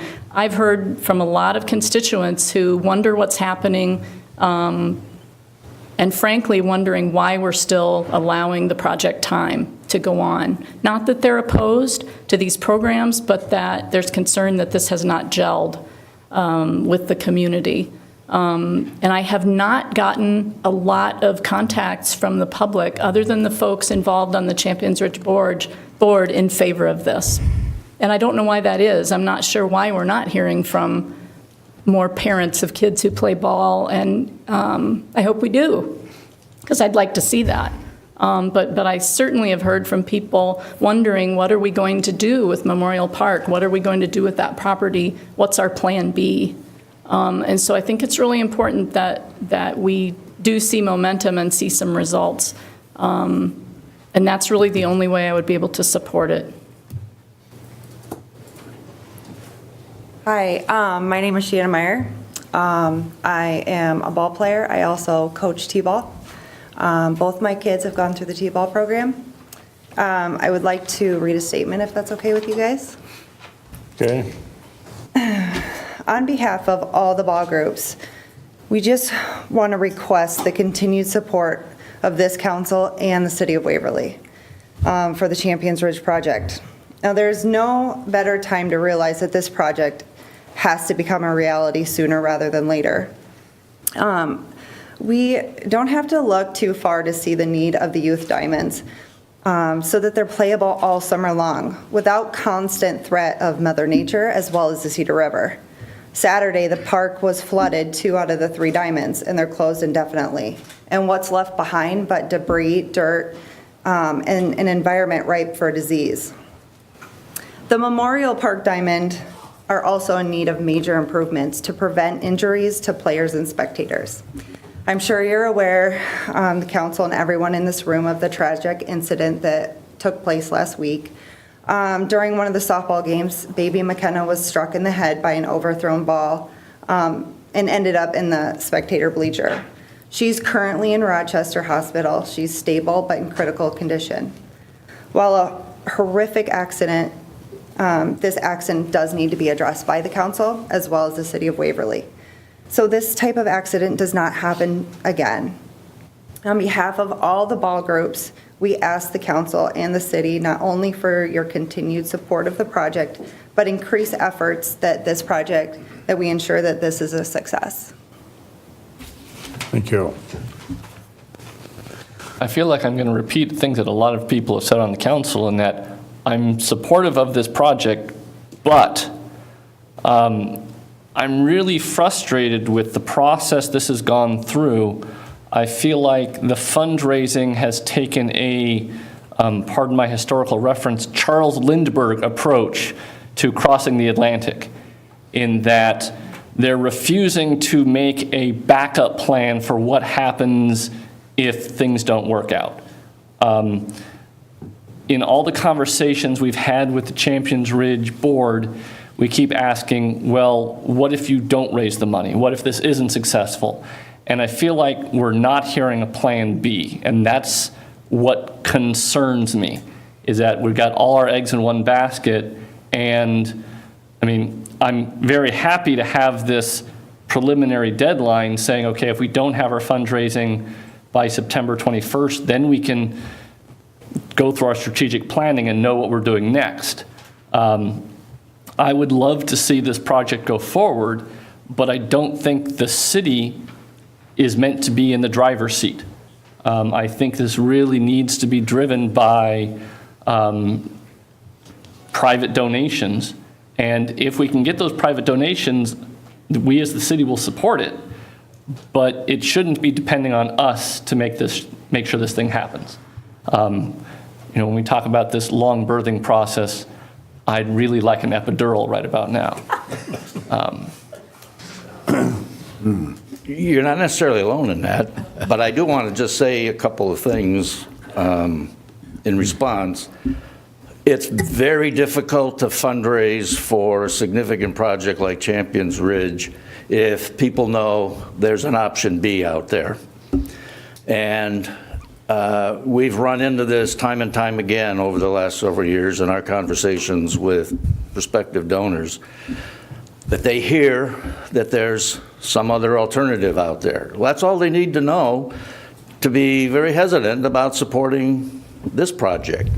So we understand that there probably at some point needs to be a conversation about that, but it cannot be in the middle of our fundraising efforts. And this birthing process, it's true, but I think our gestation period has probably been 3 years, partly because we didn't have a project. It took us a year to come up with the name Champions Ridge, okay, with the help of consultants, and to develop materials for the project, and to identify what our pitch is going to focus on. And then along the way, because of the nature of the project, there were all kinds of detours that we had to take in terms of potential design changes. I don't want to get into that history, and I'm happy to sit down with you sometime and rehearse some of that with you so you have an understanding of it. But part of the challenge in this project is that it is something that this community hasn't ever really thought about in a serious way in terms of having a complex like this that would be unique, not only in the state, but in our region. And so, yes, we'd much have preferred to be over the $3 million mark right now. But I'm here to tell you that from my firsthand experience, there have been all kinds of excuses made by others about why they needed to hold off on funding the project. I think we're in a pretty good position right now. For a long time, it was the fact that the city hadn't purchased the rest of the complex. So, you know, what if there's never 12 diamonds out there? Because for whatever reason, the city doesn't exercise the option on the remaining part of the land. Well, that was a hurdle. The fair has confronted the fact that, you know, they haven't bought the land yet. They don't even hold the deed. Even tonight, we're not asking for a deed, we're just asking that you accept payment. Because we understand there are other provisions in that land purchase contract that need to be fulfilled before a deed can be issued. But I'm just saying that we who have been on the front lines of this project for however many years it's been, have been up and down and around. And granted, the city has been a good partner along the way. And yes, they were the driver initially in terms of, it was city council, which I was a member of, that appointed the task force to study this problem. And that task force identified the need for a facility like Champions Ridge on the ball side and suggested that we partner with the fair to deal with some of the issues that they were facing in terms of going out of their space and using prime land in the center of the city and so on. So the city did drive this initially. We understood that we needed to step up and take the reins in terms of fundraising. I just want to make sure everybody understands that, you know, we haven't been sitting around twiddling our thumbs over the last 5 to 6 years. There's been a lot of work going on behind the scenes. Some of it's pretty messy. Some of it set us back months on different occasions. So we're still optimistic, we're still plugging ahead, and we're still believing that we can make this project go. And so that's why we're here tonight. Maybe a follow-up comment. I think it is a vote to the testament of the group that's working on this, that every hurdle that's been thrown in front of you has caused you've worked through, did we have a good proposal when it was originally brought back to the council? Can we do this? Does it make sense? Can it sustain itself once we get there? And in 8-10 years, the answer has always been yes. So to me, that says a lot about this project. As many challenges, many roadblocks, as many opportunities to throw up collective hands and say, this just isn't worth it. The folks that have worked on this have not done that. They see the value in it. They see what it'll serve to the people that are involved in it as well as the community. To me, that speaks volumes to it needs to happen. So people need to get their checkbooks out and support this. Hey, we've spent countless amount of time on this, so unless there's some fresh information that we have not heard, I think it's about time to call the question. Ma'am, do you have something? Oh, it's maybe half fresh, but, I mean, I'm fine. I listened to Fred's comments, and he captured a lot of what I want to say, so I don't need to take more time. All right. Unless you want to share with us the fresh half. I'll make, I have Step a up to list, the and mic, I'll keep ma'am. it quick, yep. Brenda Meyer, I am on the Executive Champions Ridge Board. 5 points, and I will just bullet them. I agree with Fred. I think those of you that have worked in project management know that having an option B just distracts you from keeping on task and on focus with option A. So I think the fair group is definitely feeling the pressure to move forward with an option B. If this is not going to go forward, because their time frame is, the end of the lease is getting close. So I think I'm correct in saying that I don't think the group is looking for more money from the city or the county. Both groups have made it clear that they are not here with open pockets to help the project move forward. But what we sincerely need, and it may be worth more than any money you could give us right now, is that unified support from the council to say, we are behind this project, and we think of it as a good thing to move the city forward. I'll skip point 3. It's probably not worth your time. I guess I say we appreciate the call for public comments. We can start working on filling up your inboxes with as many emails that we can get. And then the other thing, and it probably just reiterates what Fred finished with, is that I think with many things we forget, and we hate to keep reiterating all of the history that has gone into this project, but if you look at where we're at and the things that have been accomplished, and then you make a mark in time right now, we'd say all of these things have happened. And we do have the major fundraising to focus on, but that really is the only thing left on the list to get taken care of before the actual construction can happen. So that's significant, and that's the end of my remarks. Thank you. Very good. Thank you, Brenda. Call for a roll call vote on the amended option 3 of Resolution 1857A. Chair?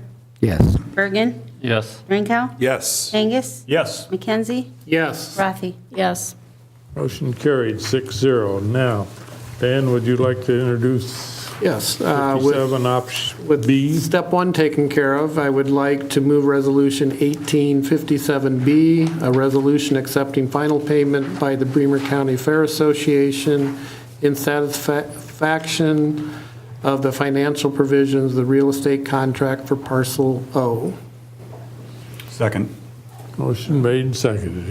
Any discussion? This basically accepts the last payment from the Fair Board, does not give them the deed, they have not asked for it, but it satisfies the financial commitment to date. I guess I have a question of why this does not talk about extending the lease, They have not, because one of the other resolutions did. And We had a very productive conversation with the Bremer County Fair Association at its, I guess, April meeting. They were very strongly of the opinion that the lease extension is something that the Fair Association and the city need to sit down and talk about and come up with a proposal for council consideration, that it's not tied directly to the Champions Ridge project. It's an issue that the fair has to address in terms of what it would like to present to the city by way of its desires. There's a matter of some negotiation, I guess you could call it, that they would like to entertain in terms of the nature of that extension, how long, what does it include, what happens when they vacate, all of those things. So it's part of our simplifying and streamlining process. We don't, within the Champions Ridge Board, see that as something that we need to inject ourselves into. It does have certain implications, but I think it's true that it is a lease between the city and the Fair Association, not between the city and Champions Ridge. That's why they prefer to just deal with that as a separate item. So we will be hearing from the Fair Board Yes. on this issue, separate I don't know proposal. if they've appointed a group. I think they have already appointed a group. Does anybody from the Fair know? Yeah, So there's a group that will be contacting administration, I'm sure, and setting up some conversations. And it will, I think, their intent is to try and have that worked through prior to this year's fair it starts in late July. Well, if the Fair Board's okay with that, I think that probably keeps it cleaner. Well, that's our position. Okay. So right now, the lease goes through this year's fair? Correct. It actually ends on February 28th of 2019. Okay. Okay, any other comments, questions? Well, I think that this resolution is this is an unavoidable pun, I guess, but it's a fair proposal. We've committed to giving the Fair Board or providing the Fair Board with a warranty deed when they completed all the requirements that we had in the original contract. And they've agreed to do that. They've agreed to talk with us over the next few months if there are any things that we need to adjust on that. I think that it was, something that they're doing in very good faith to make sure that all of the issues that we have are being addressed. I don't see any problem with going forward with this. The only thing that I would like to see in this, because we do have a $120,000 investment in this property, which I think is a great investment for the future of this town, I think is well worth it. But I would like to see a right of first refusal that's put into the deed, so that if at some point the Fair Board decided to sell the property, that we would have the opportunity as a city to buy it back, because if we have the diamond, the ball diamond development next to it, I would think that we would want to be able to control that property if for some reason the Fair Board ever left.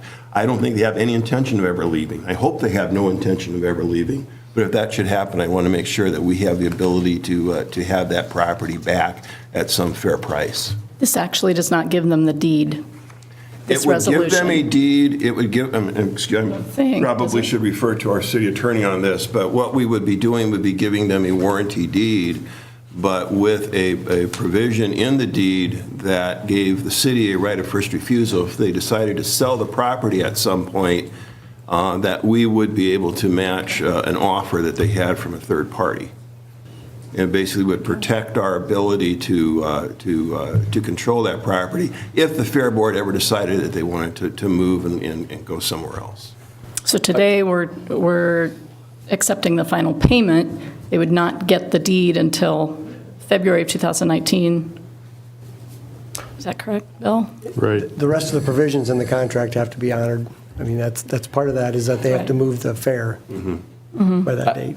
I think the language does point out that if there was some alternate agreement that was struck between the city and the fair regarding what those provisions are between now and February 29th, that's possible. Not that anybody's saying that there's an interest in doing that. I can say that the fair has certainly talked about rights of first refusal, and it goes the other way as well. Their concern would be, so what if ball diamonds don't locate out there? Do we have right of first refusal if the city wants to sell off some parcel of land there? So I think that's a conversation that needs to be held down the road. Quite frankly, the point that Tim Neal made is the critical one right now, that the county has already committed funds for the matching portion of that contract. And we all want to make sure that those are secure.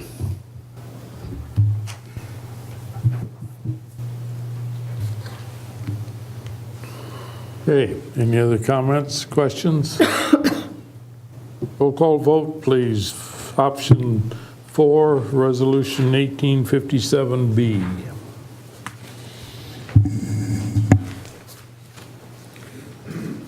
Bergen. Yes. Drinkow. Yes. Angus. Yes. Rafi. Yes. McKenzie. Yes. Chair. Yes. Motion carried, 6-0, 1 absent. Moving on. Approving Resolution 1874, approving Amendment Number 2 to the Agreement for Engineering Services with McClure Engineering Company of Clive, Iowa for the railroad crossing improvements at 20th Street Northwest and 5th Avenue Northwest 2018 project. Would entertain a motion, please. I'll move approving Resolution 1874, approving Amendment Number 2 to the Agreement for Engineering Services with McClure Engineering Company of Clive, Iowa for the railroad crossing improvements at 20th Street Northwest and 5th Avenue Northwest 2018 project for the not-to-exceed amount of $65,000. Second. Motion made and seconded. Any discussion? Roll call vote, please. Bergen. Yes. Drinkow. Yes. McKenzie. Yes. Rafi. Yes. Chair. Yes. Motion carried, 6-0. Item number 4, approving Resolution 1875. Only 5. Did everyone vote? Somebody missing? I voted. She only called 5. Did I'm sorry. get left out? Angus. It's kind of a formality after 4, really. It just, I'm here now. Yeah, well, Thank you for bringing that up. Resolution 1875, approving a development agreement between the Waverly Historic Lofts LLC and the City of Waverly. Entertain a motion, please. I would move approving Resolution 1875, approving a development agreement between the Waverly Historic Lofts LLC and the City of Waverly, providing up to 3% of project cost in the amount of $236,371 to be rebated over 10 years through the use of incremental tax revenue. Second? I'll second that. Motion made and seconded. Council discussion. Can we get the city staff to tell us what the backstory on this is? Well, the news story is, Or the news story? a couple of years ago, when we started this process, there was a lot of discussion about encouraging this building to be redeveloped, and we knew it was going to take a lot of federal tax credit money, state tax credit money. There's no way you can do an $8 million remodel for 34 units without doing that. And so back when we were starting this discussion, there was kind of different opinions about how this would be taxed, how it would be assessed, and what kind of tax revenue would be generated by the project.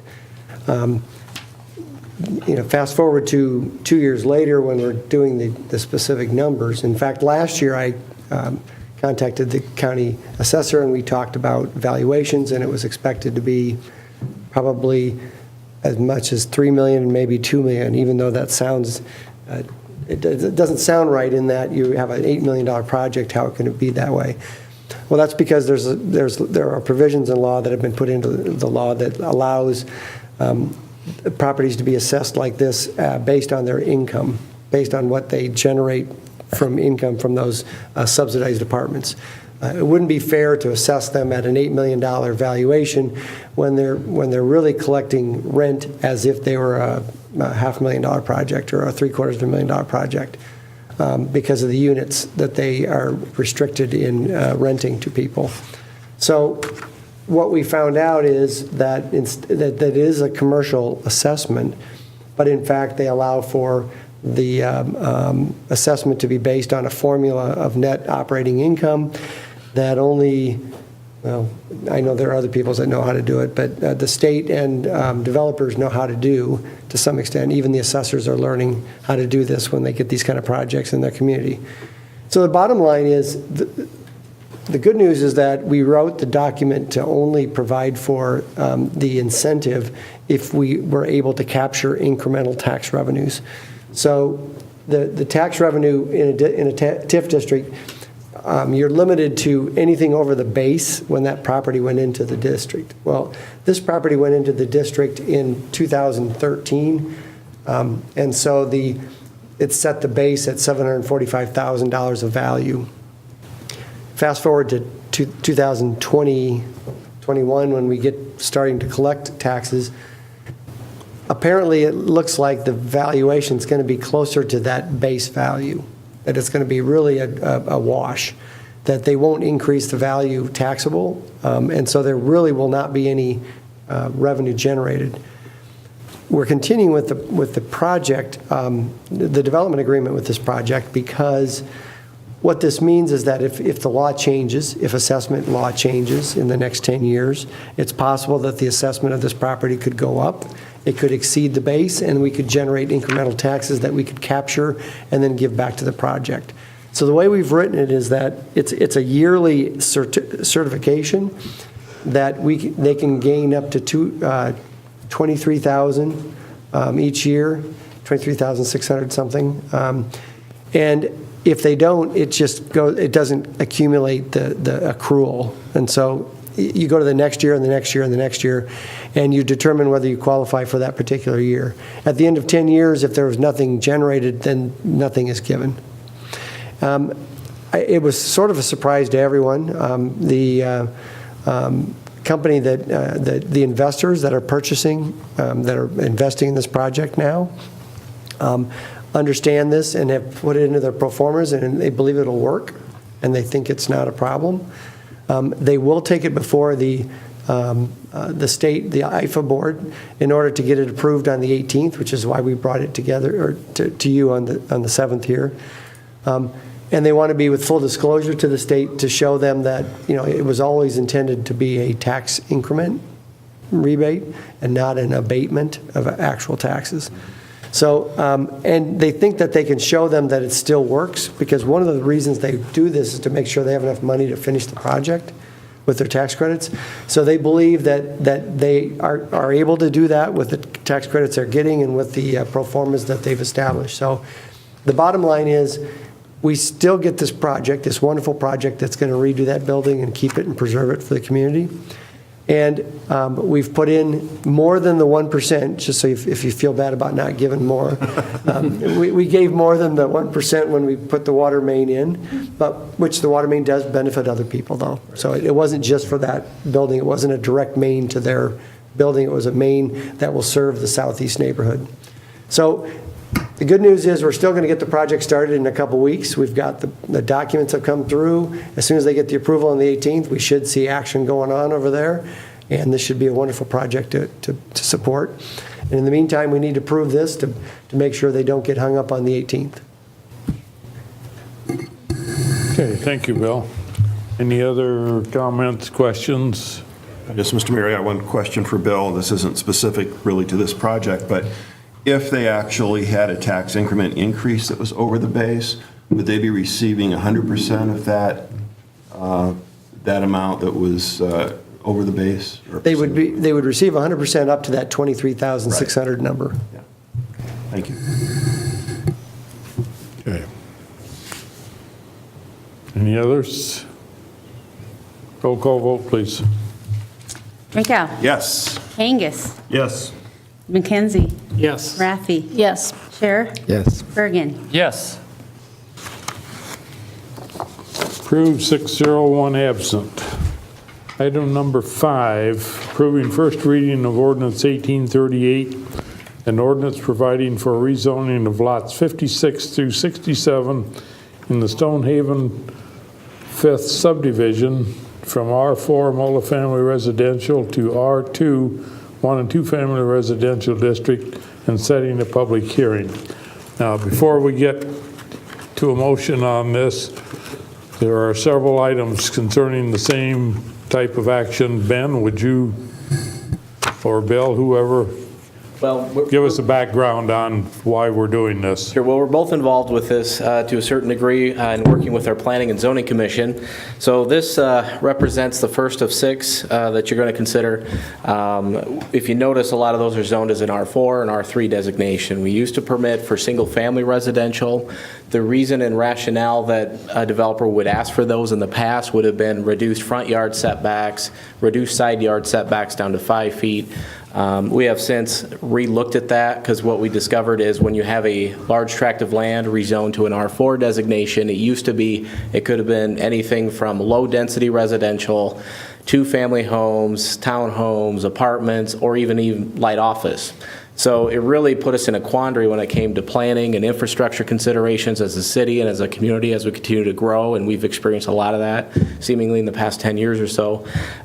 So what we've done is taken away the privilege, I guess, of saying if you have an R4 property, you can henceforth continually put single family. So, and you have your staff summaries in front of you, so what we're trying to do is just kind of clean up our subdivisions to a certain degree for a couple of reasons. The first reason, of course, is simplicity, to say if you're in an R2 or an R1 designation, that essentially means you can have 1 home per lot or 2 homes per lot. It wouldn't allow for apartment homes, for example. And so the second thing, too, is for consideration of financial reasons, too. Let's say somebody wants to refinance or they get their home appraised. Should it burn down to the ground? Can they rebuild? It's a little more complicated because then we have to answer those questions. When it's not real apparent, you have to just double check those things. So we're trying to simplify things for everybody going forward with this. Hopefully that's a good explanation of why we're doing this. And if you have any questions, feel free to ask. Thank you, Ben. I'd entertain a motion on this so that we have the background. I would just to make it simpler too, the first 5 of these were all approved unanimously by the P&Z, and I believe are without really any objection. And the final one, I think, is on the number 10, is a little different situation, and then we have a member of the P&Z staff commission here too, and we can talk about that when we get to those to that item. So are you suggesting we could take 5, 6, 7, 8, and 9 and have an omnibus bill here and vote on them all at one time? Well, I think you have to vote on each individually, but you could probably do it without much discussion. And we are just setting a public hearing on these, so I know it's the first reading, but we'll have more readings to look at this in depth. I would like to move approval of the first reading of Ordinance 1038, an ordinance providing for rezoning of lots 56 through 67, the Stonehaven V subdivision from R4 multiple family residential to R2 1 and 2 family residential district, and setting May 21st, 2018 to 7 p.m. in the council chambers in City Hall as the date, time, and place for a public hearing. Second. Motion made and seconded. Council discussion. I have one question for Ben. Ben, are there any multiple family residential buildings already in existence on any of these lots? The only one is the one where we're asking for an R3 to an R4, and that would be for the sixplex unit that's currently under construction. I believe that's lot 51. I don't have the number. 8. Number 8. So that would be the one exception. Other than that one, and if you recall, those are lining up on 3rd Street Southwest. It's a row of 6 connected homes. We're going to rezone that from an R3 to an R4 because an R3, that essentially limits the number that can be connected to 4. Because they've already been approved for 6, to bring it into conformance, we're pushing that one to an R4 designation. They have an approved site plan for 2 more sixplexes, essentially. Or a 4 and a 5, excuse me. Oh, okay. Yeah. But we already approved that site plan, so it predates this ordinance. But again, we're just trying to bring it into conformance so there's no questions about it in the future, too. I noticed that, and I That's a good saw question. that was different than the rest of them, and I was not exactly. It's also adjacent to the ledges, Right. which would be similar to the ledges. Okay. Any other discussion? Roll call vote, please. Kangas. Yes. McKenzie. Yes. Rafi. Yes. Scherer. Yes. Bergen. Yes. Drinkow. Yes. Motion carried 6-0. one absent. Item number 6, approving first reading of ordinance 1039, an ordinance providing for rezoning of lots 1 through 50 and lot 53 in Stonehaven 4 subdivision from R3 multiple family residential to R1 single family residential district and setting a public hearing. Motion, please. I move the approval of first reading of ordinance 1039, an ordinance providing for rezoning of lots 1 through 50 and lot 53 in Stonehaven 4 subdivision from R3 multiple family residential to R1 single family residential district and setting May 21, 2018 at 7 p.m. in the council chambers of City Hall as the date, time, and place for a public hearing. Second. Motion made and seconded. Council discussion. Roll call vote, please. McKenzie? Yes. Rafi? Yes. Scherer? Yes. Bergen? Yes. Drinkow? Yes. Kangas? Yes. Almost forgot you again. Almost left him out. Motion, That's setting a very good example for our guest council here. It is more efficient than this, I promise. Well, I caused a little by not being here. You're still here. That was an hour, that was 2 hours ago, almost. Let's just, motion carried 6-0. Item number 7, approving first reading of ordinance 1040, an ordinance providing for rezoning lots 12, 13, 14, and 15 in the Stonehaven 3rd subdivision from R4 multifamily residential to R1 single-family residential district, setting a public hearing. Motion, please. I'll move the first reading of ordinance 1040, an ordinance providing for rezoning of lots 12, 13, 14, and 15 in the Stonehaven 3 subdivision from R4 multiple family residential to R1 single-family residential district and setting May 21st, 2018 at 7 p.m. in the council chambers of City Hall as the date, time, and place for a public hearing. Second. Motion made, seconded. Council discussion. Roll call vote, please. Rafi? Yes. Scherer? Yes. Bergen? Yes. Drinkow? Yes. Kangas? Yes. McKenzie? Yes. Motion carried 6-0. Item 8, approving first reading of ordinance 1041, an ordinance providing for the rezoning of lot 51 in the Stonehaven 4 subdivision from R3 multifamily residential to R4 multifamily residential district, setting a public hearing. Entertain a motion, please. I will move approval of the first reading of ordinance 1041, an ordinance providing for the rezoning of lot 51, Stonehaven 4 subdivision from R3 townhome residential to R4 multiple family residential district, and sitting May 21, 2018, 7 o'clock p.m. in council chambers of City Hall as the date, time, and place for a public hearing. Second. Motion made and seconded. Council discussion. I just have a question about the map. Is this the parcel that's in blue, outlined in blue? It's on the corner of 16th Yeah. Avenue Southwest and Yes. Street? Okay.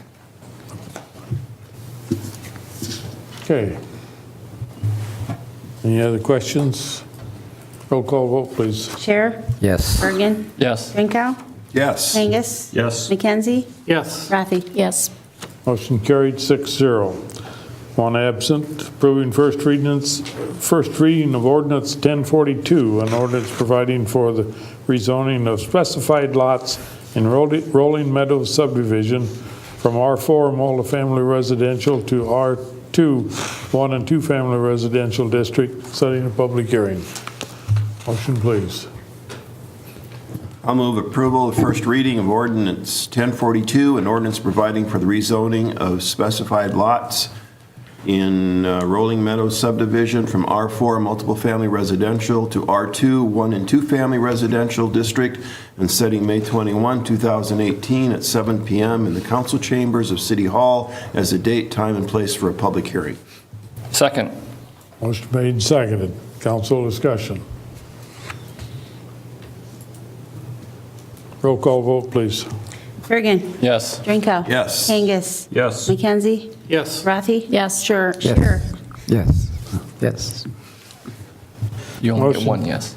Motion carried 6-0, one absent. Item number 10, approving first reading of ordinance 1043, an ordinance providing for the rezoning of lots 1 through 27 in Omni Development, second edition on First Street Southeast from R4 multifamily residential to R2 1 and 2 family residential district and setting a public hearing. This is the item that planning and zoning did not approve. So this will need a vote of 6, a supermajority, 6 in affirmative. And we count all council persons present or not, and those not present is counted as a no vote. So I'd entertain a motion to the effect. I will move approval of first reading of ordinance 1043, an ordinance providing for the rezoning of lots 1 through 27 in Omni Development, second edition on First Street Southeast from R4 multiple family residential to R2 1 and 2 family residential district, and setting May 21st, 2018 at 7 p.m. in the council chambers of City Hall as the date, time, and place for a public hearing. Second. Kate Payne is here from Planning and Zoning. Do you have any words of wisdom that you care to give us on this, Kate, before we vote? No, I have no words of wisdom. Do you have any other words? Honestly, when I agreed to come tonight, what I said to the Planning and Zoning Commission was that if I had to speak to why people chose to vote differently on this, I'd be unable to. I was a yes vote. I thought it was the same as all the others. So I can't answer for the other people who voted no. No, very good. But I'm glad to answer your questions. What was the split on the vote? How close was it? It wasn't a full group. There were only 5 of us there, and it was 3-2. Just in relative context, how did the discussion on this one differ from the others? And if you're uncomfortable saying, I could understand. No, so. it's not that I'm uncomfortable saying it. It seemed like from where I stood there, it just was, everyone saw this one differently. I'm not entirely sure why. I mean, this was kind of the first pilot into a neighborhood with the smaller lots, smaller setbacks, that type of thing. Just to provide some background on this one, this was the first street that was created in the Lassen Farm. It was already zoned R4 by a prior, I don't know if it was even by the property owner or was it when they did the zoning maps and kind of established it. It looks like when the zoning map. Yeah, the zoning map. So it was actually our city action that created that as an R4. And at the time, I think it was anticipated that this could be a multiple family area, and that's why they put it as R4. But like many in that time frame, they thought R4 was, well, they can do whatever they want then there because they can put all the way from commercial to multifamily. When the new developer came in, they wanted to create the smaller lot sizes that were not allowed in R1 at the time, which was an 80-foot wide lot with setbacks that matched sort of the larger scale. And other communities had been successful with developing smaller lot sizes. It would make the homes more affordable. You get more home on one lot, not necessarily on the sides, but you got more room in the back and the front, and then the sides were fairly narrow. We were in the process of starting to discuss the R2 as a means of doing the smaller lot sizes. And so they incorporated some of that into that, but we hadn't finalized R2 at the time. The street size within a subdivision was determined by the design standards, and now we've put them in the zoning code. So the street's not what it is today for an R2. An R2 requires a wider street, a 37-foot street. But at the time, it was permitted in the R4. So that, like Rolling Meadow, that was developed as an R4, single-family, smaller lot sizes, didn't comply with R1. They did, in fact, put a street that was 37 feet wide, which allowed parking on both sides. The result of having a smaller street just means you can only park on one side. So the one thing that was asked for by the developer and given to them was they really wanted to try the twin homes next to the parkway, because they found that those were easier to sell than single family right on the parkway. And so by that time, we had progressed on the R2 discussion and knew in R2 and R1A that we were going to permit twin homes within the single family home district. So they made the lots so that they could, and we agreed that we would allow them to combine those and make twin homes out of them eventually, which they in fact did once we changed and allowed for twin homes to be done. Because to be quite honest, we didn't allow twin homes anywhere before then. So we had to create this way of doing zero lot line. And so we allowed them to do lot sizes that would comply with the new requirement for the width of the two lots that would be combined for that project. So beyond that, it was really very similar to Rolling Meadow, and we expected it to be treated like Rolling Meadow and some of the others, just to basically, R2 is the best and closest single-family housing zoning, and so we felt that was the best to move it to. There was some conflict, and in any of these changes that we've made, if there's a conflict between the subdivision as it was approved and as the setbacks are shown on the subdivision plat, we would enforce the subdivision plat setbacks. So we wouldn't, they're grandfathered in to that extent. If they're in an R2 that doesn't allow 5-foot setbacks and requires 7.5 foot, the fact that they had a subdivision that had 5 foot would be allowed for that. So it would cover the whole subdivision. The result is that when some lawyers are doing title examinations, they see it R4 and they're saying you can't build on that lot. Or if your house burns down, you can't rebuild it. So we've tried to make that correction. We intended to do this all along.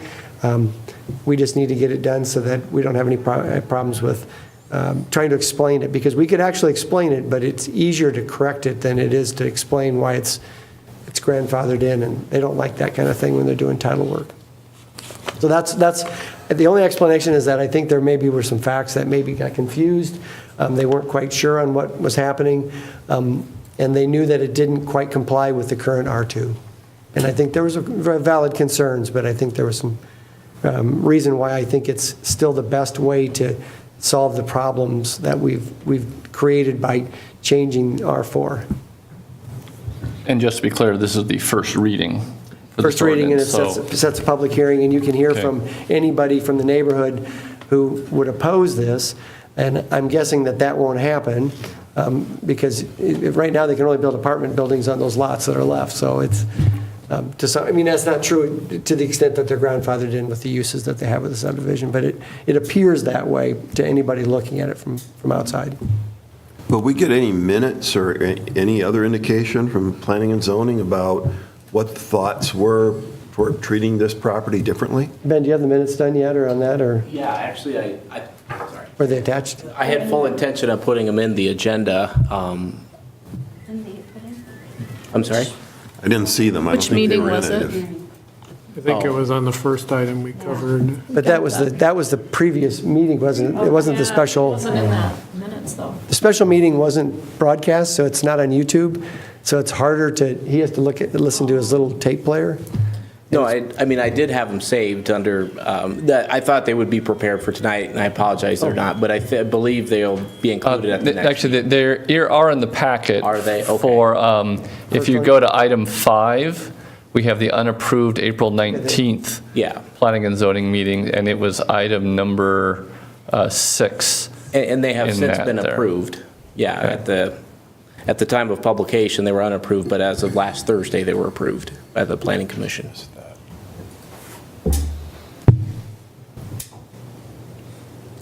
Okay, any other discussion? Questions? Roll call vote, please. Drinkow? Yes. Angus? Yes. McKenzie? Yes. Rafi? Yes. Scherer? Yes. Bergen? Yes. Motion carried, 6-0, 1 absent. Item number 11, approving first reading of ordinance 1044, an ordinance amending section 104.4.01, fireworks of the Waverly Municipal Code and setting a public hearing. I'll move approval of the first reading of ordinance 1044, an ordinance amending section 104.4.01, fireworks of the Waverly Municipal Code, and setting May 21st, 2018 at 7 p.m. in the council chambers of City Hall as the date, time, and place for a public hearing. Second. Motion made and seconded. Any council discussion? Questions? Input from staff? I guess I would reiterate my point that I think we are taking action to fix a problem that hasn't been explored and hasn't existed really. We've had 1 year of fireworks with minimal complaints, and we're chopping it down now. And I think we're going to raise more problems with people being able to purchase fireworks early and have to hold on to them for several weeks before they're allowed to use them. I have heard from some constituents that want us to eliminate fireworks since our last discussion, so. Yeah, I have also, but I've heard from a number of folks who have, I think, legitimate concerns about veterans and pets and children and people with nervous disorders, so I think we ought to take all that into account. I think this is a good first step. I know some people have talked about our window being larger than it needs to be, that we've got kind of 2 weeks in here, and maybe it should be 10 days, maybe it should be 1 week. I think starting out at 14 days is a good first step. If 14 days is the ideal amount and we started out at 10 days, we would never find that out. If we start at 14 days and it turns out 10 or 7 is better, we'll learn that. So I think, I think Tim's making the point that we could, have the full month and learn the problems that way, but I think there definitely, there is a push to cut down the amount of time that's available, for our veterans, for our pets, for people with nervous orders. I think a 2-week window is a good first step. Okay. Further discussion? I also wanted to ask if, I think we talked about the second reading, we may ask to waive the third reading so you can start it before the June 1st. And we'll do that if that's what you're looking at. Makes sense. Roll call vote, please. Kangas. No. McKenzie. Yes. Rothy. Yes. Scher. Yes. Bergen. Yes. Drinkow. Yes. Motion carried, 5 yes, 1 no, 1 absent. Would this be the appropriate time to move to suspend the rules? We have to have 2 readings. That would be after the second reading. After the second reading? Yeah, and we set it for public hearing? Is that what, yeah. Yeah. And we have to have 2 readings for an ordinance. Getting ahead of myself, I thought we'd already done first reading, so apologize. Yeah, I'll be interested to see what the public has to say at the public hearing, Yeah. because I have agree. some of the same concerns that Tim has. Not to delay tonight's discussion, I'll wait until the next meeting. It is refreshing that we've had at least 1 vote tonight that wasn't unanimous. I got called on too. Item number 12, approving first reading of ordinance 1045, an ordinance amending chapter 7 by adding section 7.8, elected officials, removal procedures to the Waverly Municipal Code. Would entertain a motion. I would move approval, first reading of ordinance 1045, an ordinance amending chapter 7 by adding section 7.8, elected officials, removal procedures to the Waverly Municipal Code. Second. Motion made and seconded. Council discussion. I just have one comment on paragraphs 4 and 6, where it's talking about the 2/3 majority vote of the full council. I guess my concern is, what if it is one of the members of the council who is being considered for removal? Would that person be one of the people who would be voting whether to remove him or herself? So in other words, you're really talking about an almost unanimous vote, assuming that they would vote not to remove themselves. It would be 5 out of 7. That, you'd have to have one. Okay, but I am reading this correctly, that there is no disqualification of someone from voting on their own, own behalf. Seems a little odd to me, but hopefully we will never run into that situation. We don't want to make it too easy, so I mean, it's... So the one thing that kind of stood out to me is that if there's any petition that's forwarded, there's a series of shall statements that the mayor shall prepare a written report for the council, and then the mayor shall submit it to the council, and the council shall vote on it. So even if you have what I might describe as scurrilous claims or very weak petition, there still is a series of it must go through, which concerns me a little bit, although I do notice that at number 5, you can only do that like once every 12 months, that you can't have the same kind of petition based on the same information more than once a year. So I'm a little concerned about that, but I can accept at least there's some protection there about this being abused. Section 3, as it says, also the mayor will determine if it is sufficient to even go to council, I believe. Okay. He'll state whether or not there's proper allegations that have been made, and so he'll have that authority also to take it forward if it's truly unwarranted. Is this all out of the Iowa Code Bill? It looks all familiar. Yeah. I mean, some of it is, and some of it's from suggested procedures. Yeah, this is one of those where really we have to discuss this and we have to put it in the code, but. Hopefully we'll never use it. Yeah.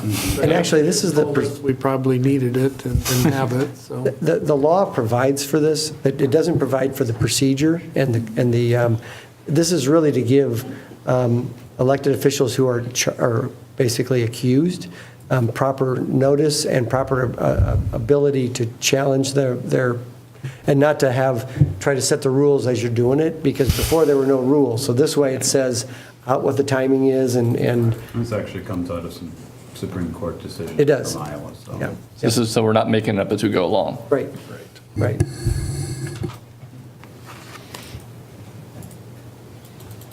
Questions, comments? Roll call vote, please. Mackenzie? Yes. Rafi? Yes. Chair? Yes. Bergen? Yes. Drinkow? Yes. Angus? Yes.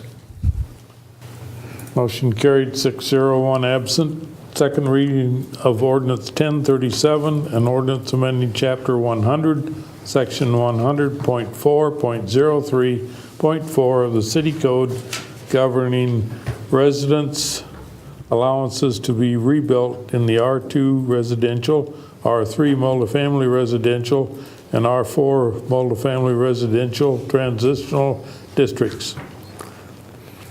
I will move second reading of ordinance 1037, an ordinance amending chapter 100, section 100.4.03.4 of the city code governing residence allowances to be rebuilt in the R2 residential, R3 multiple family residential, and R4 multiple family residential transitional districts.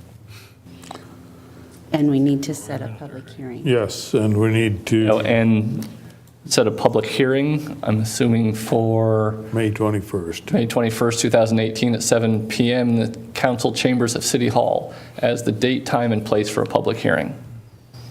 Correct. Council discussion. Do you need a second? Oh. We're going to have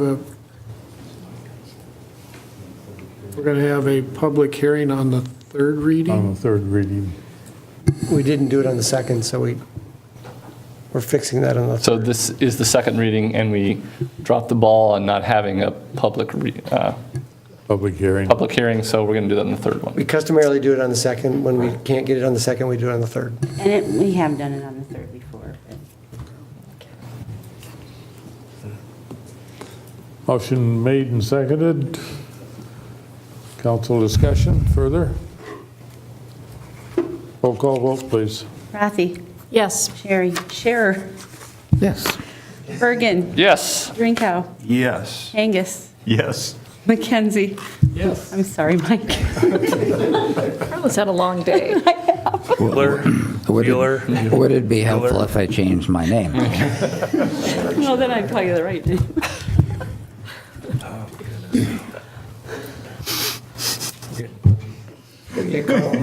We're carried 6-0, one absent. Very good.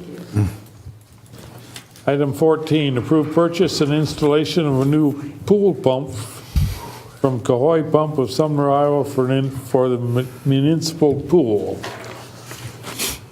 Entertain a motion, please. I will move approval of purchase and installation of a new pool pump from Cahoy Pump of Sumner, Iowa for $18,392 for the municipal pool. Second? Second. Motion made and seconded. Any discussion?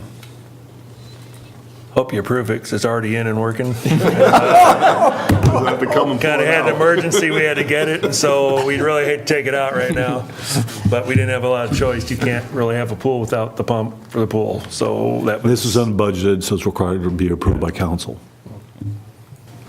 And it sounds like the money for this came out of like redoing the speakers or the. Right, we sound had system? some money budgeted in this fiscal year to redo the sound system here in this room and the room across the hall, and we delayed a pool vacuum purchase. Any other comments, questions? All those in favor of the motion, say yes. Yes. Opposed? Motion carried 6-0, one absent. Thank you. I'd hate to see you have to take it out already. I'd hate to have you take the phone calls. Item 15, discussion on postponement of the July 2nd, 2018 meeting until July 9th, 2018. Motion, please. I will move postponement of the July 2nd, 2018 meeting until July 9th, 2018. Basically working around the 4th and it's needed for bonding and setting some dates this early in. Yes, sir. We had a question since last year. It was moved a week later as it was on a Tuesday, very close to holiday. And so the question was asked earlier if this would be done again. We will be selling bonds to the tune of about $13 million at that time period. And there are some documents that have to be approved right there. So as the schedule is set early, we needed to know which date are we approving those documents so they can be prepared accordingly. So it was put on early just to establish whether or not you would have a July 2 meeting or delay it to July 9 as was done last year. Do you need a second? We need a second, yes. Second. So we actually have the option of leaving it for July 2nd. Yep. It would be a Wednesday date, so it's not quite the same as it was a year ago when it was right next to the meeting. Or move it to the 9th. So it's council discussion. Well, I'll be gone the 9th, so I will not be present if we move it. However, we won't have to listen to the fireworks.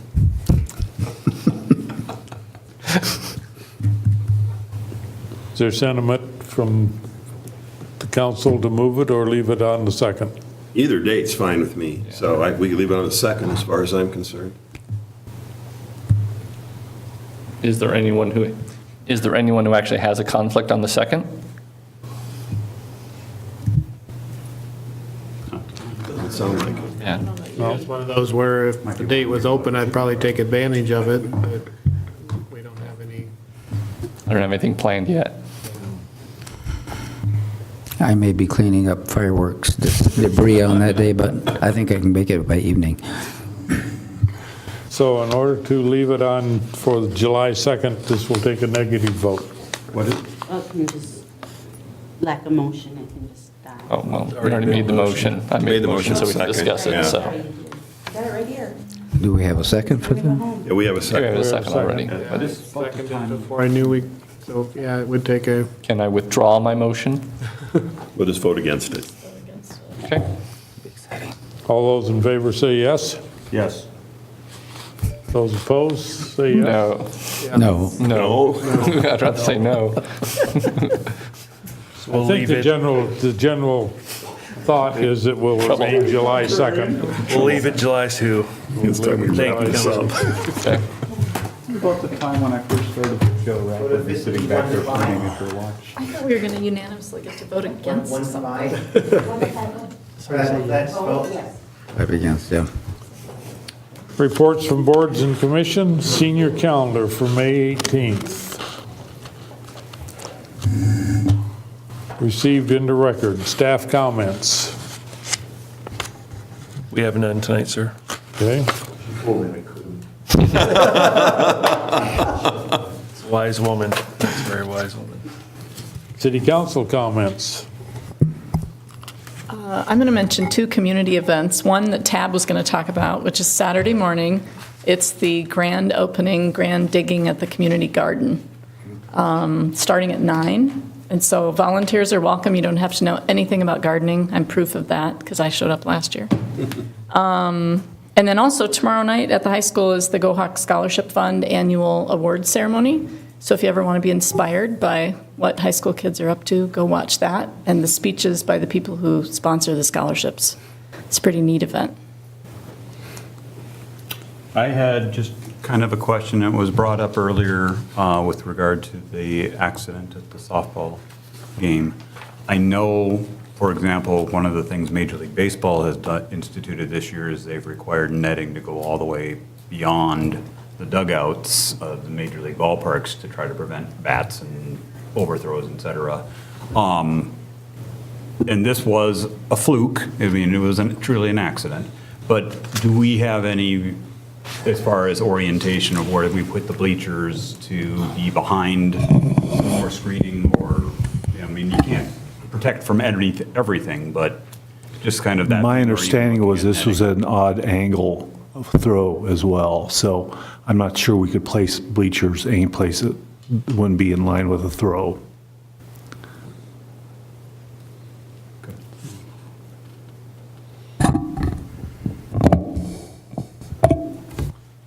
Okay, any other comments, questions? So apparently, I'm a popular person to talk about traffic problems too.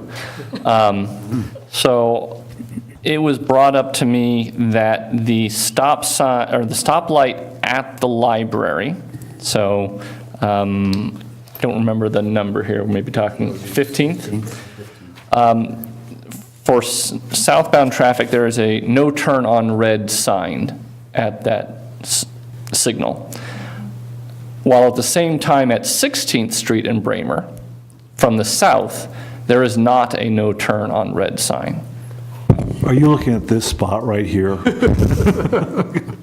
Something like that. And there are more students crossing at 16th than there are at 15th. And the no right turn on red sign at 15th, I think, predates much of the use of 16th. And I've basically had people ask me, can we move that no right turn on red sign at 15th to 16th? Can all go to 15th? Well, so in other words, so there are very few people, when people are turning, well, the no right turn on red, the purpose of that is to protect students crossing the street. And the point being, they're not actually crossing at 15th, they're crossing at 16th.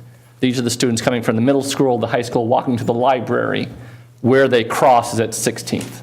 They're not really crossing at 15th. In fact, there's no sidewalk like on the south side of the street between 15th and 16th. So they almost have to cross at 16th. I was just pointing that out, that it's safer for them to cross at 16th for that reason. Correct. So it seems like this is a change, just kind of updating the traffic signs. there's also a crossing guard at 16th. 16th, correct. Lots of reasons to move that sign. It used to be at 15th too, but I don't know if they are. There used to be at 15th when people crossed at 15th. We'll Sorry. talk to Mike, he's not here. Exactly. See if we can acquire one. Or just move the one that's there. Malcolm, you have any comments, questions this evening? Just thank you for the opportunity to sit in on this. It was pretty fun. You have a strange concept of fun. Yeah, you need to get out more.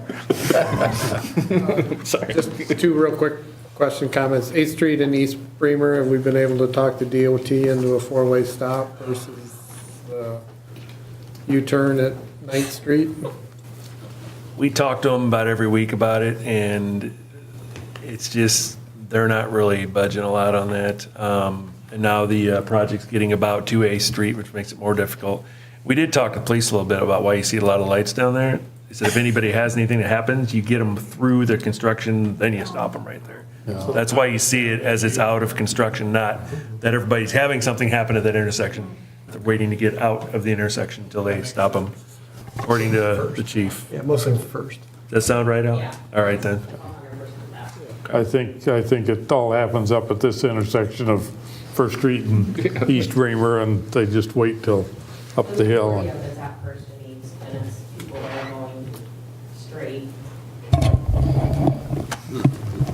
The majority of the violations are occurring at First and East, where the traffic is in the turn lane only and they're going straight. Yep. So the only way you can get them stopped is once they've committed the violation, you follow them all the way through and pull them over on the east side.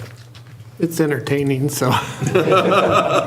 Sure it is. And the last one is, based on the number of comments that I've gotten from folks, when I said maybe it was an opportune time to revisit 3-lane and 4-lane, I would say the public would like it to be on the agenda sooner than later, so.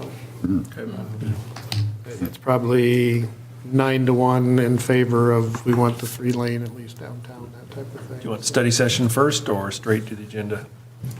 I don't know what again, I don't want to force this on the rest of the council, but it's certainly timing-wise, the sooner the better, and I'd appreciate a study Yeah, session as a newbie. I prefer a study session. And I'll tell you, I have the rolled-up plans that WHKS had created for the project in my office, in addition to some other things that they dropped off so that it would be available for the council to stop by at your convenience. Even if I'm not there, Paige can pull them out, and if you want to look at the actual designs. It would be June would be the soonest one, as we don't have one the month of May, we do the holiday, so it would be June study session. yeah, I mean, that would seem to be a better place to start the discussion, I guess, to kind of revisit the background and that type of thing. We can do that. It is a topic that has generated some interest, so. Okay, any other council comments? Just have a couple, probably for the police department. Had a couple calls about maybe checking traffic on Cedar Lane, or Lovers Lane, Cedar Lane.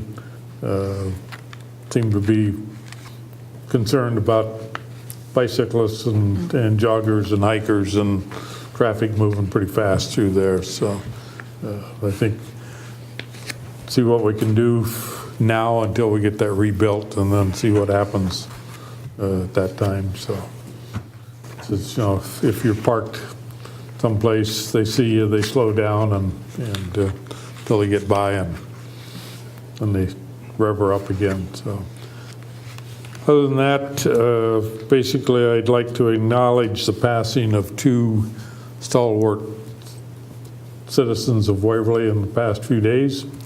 Ray Mayman, who had a plumbing and heating shop, passed away Friday noon at his home. He'd been not feeling good for a while, and was a breakfast buddy of mine for somewhere in the vicinity of 35 or 40 years. And then this morning, Marv Walston passed away early, and he's associated with Wartburg and Hoover Alston Stadium, and was a pillar of community and So they'll be greatly missed by a lot of people. So, other than that, I'd entertain a motion for adjournment. So moved. Second. All those in favor of adjournment? Yes? Yes. We are adjourned.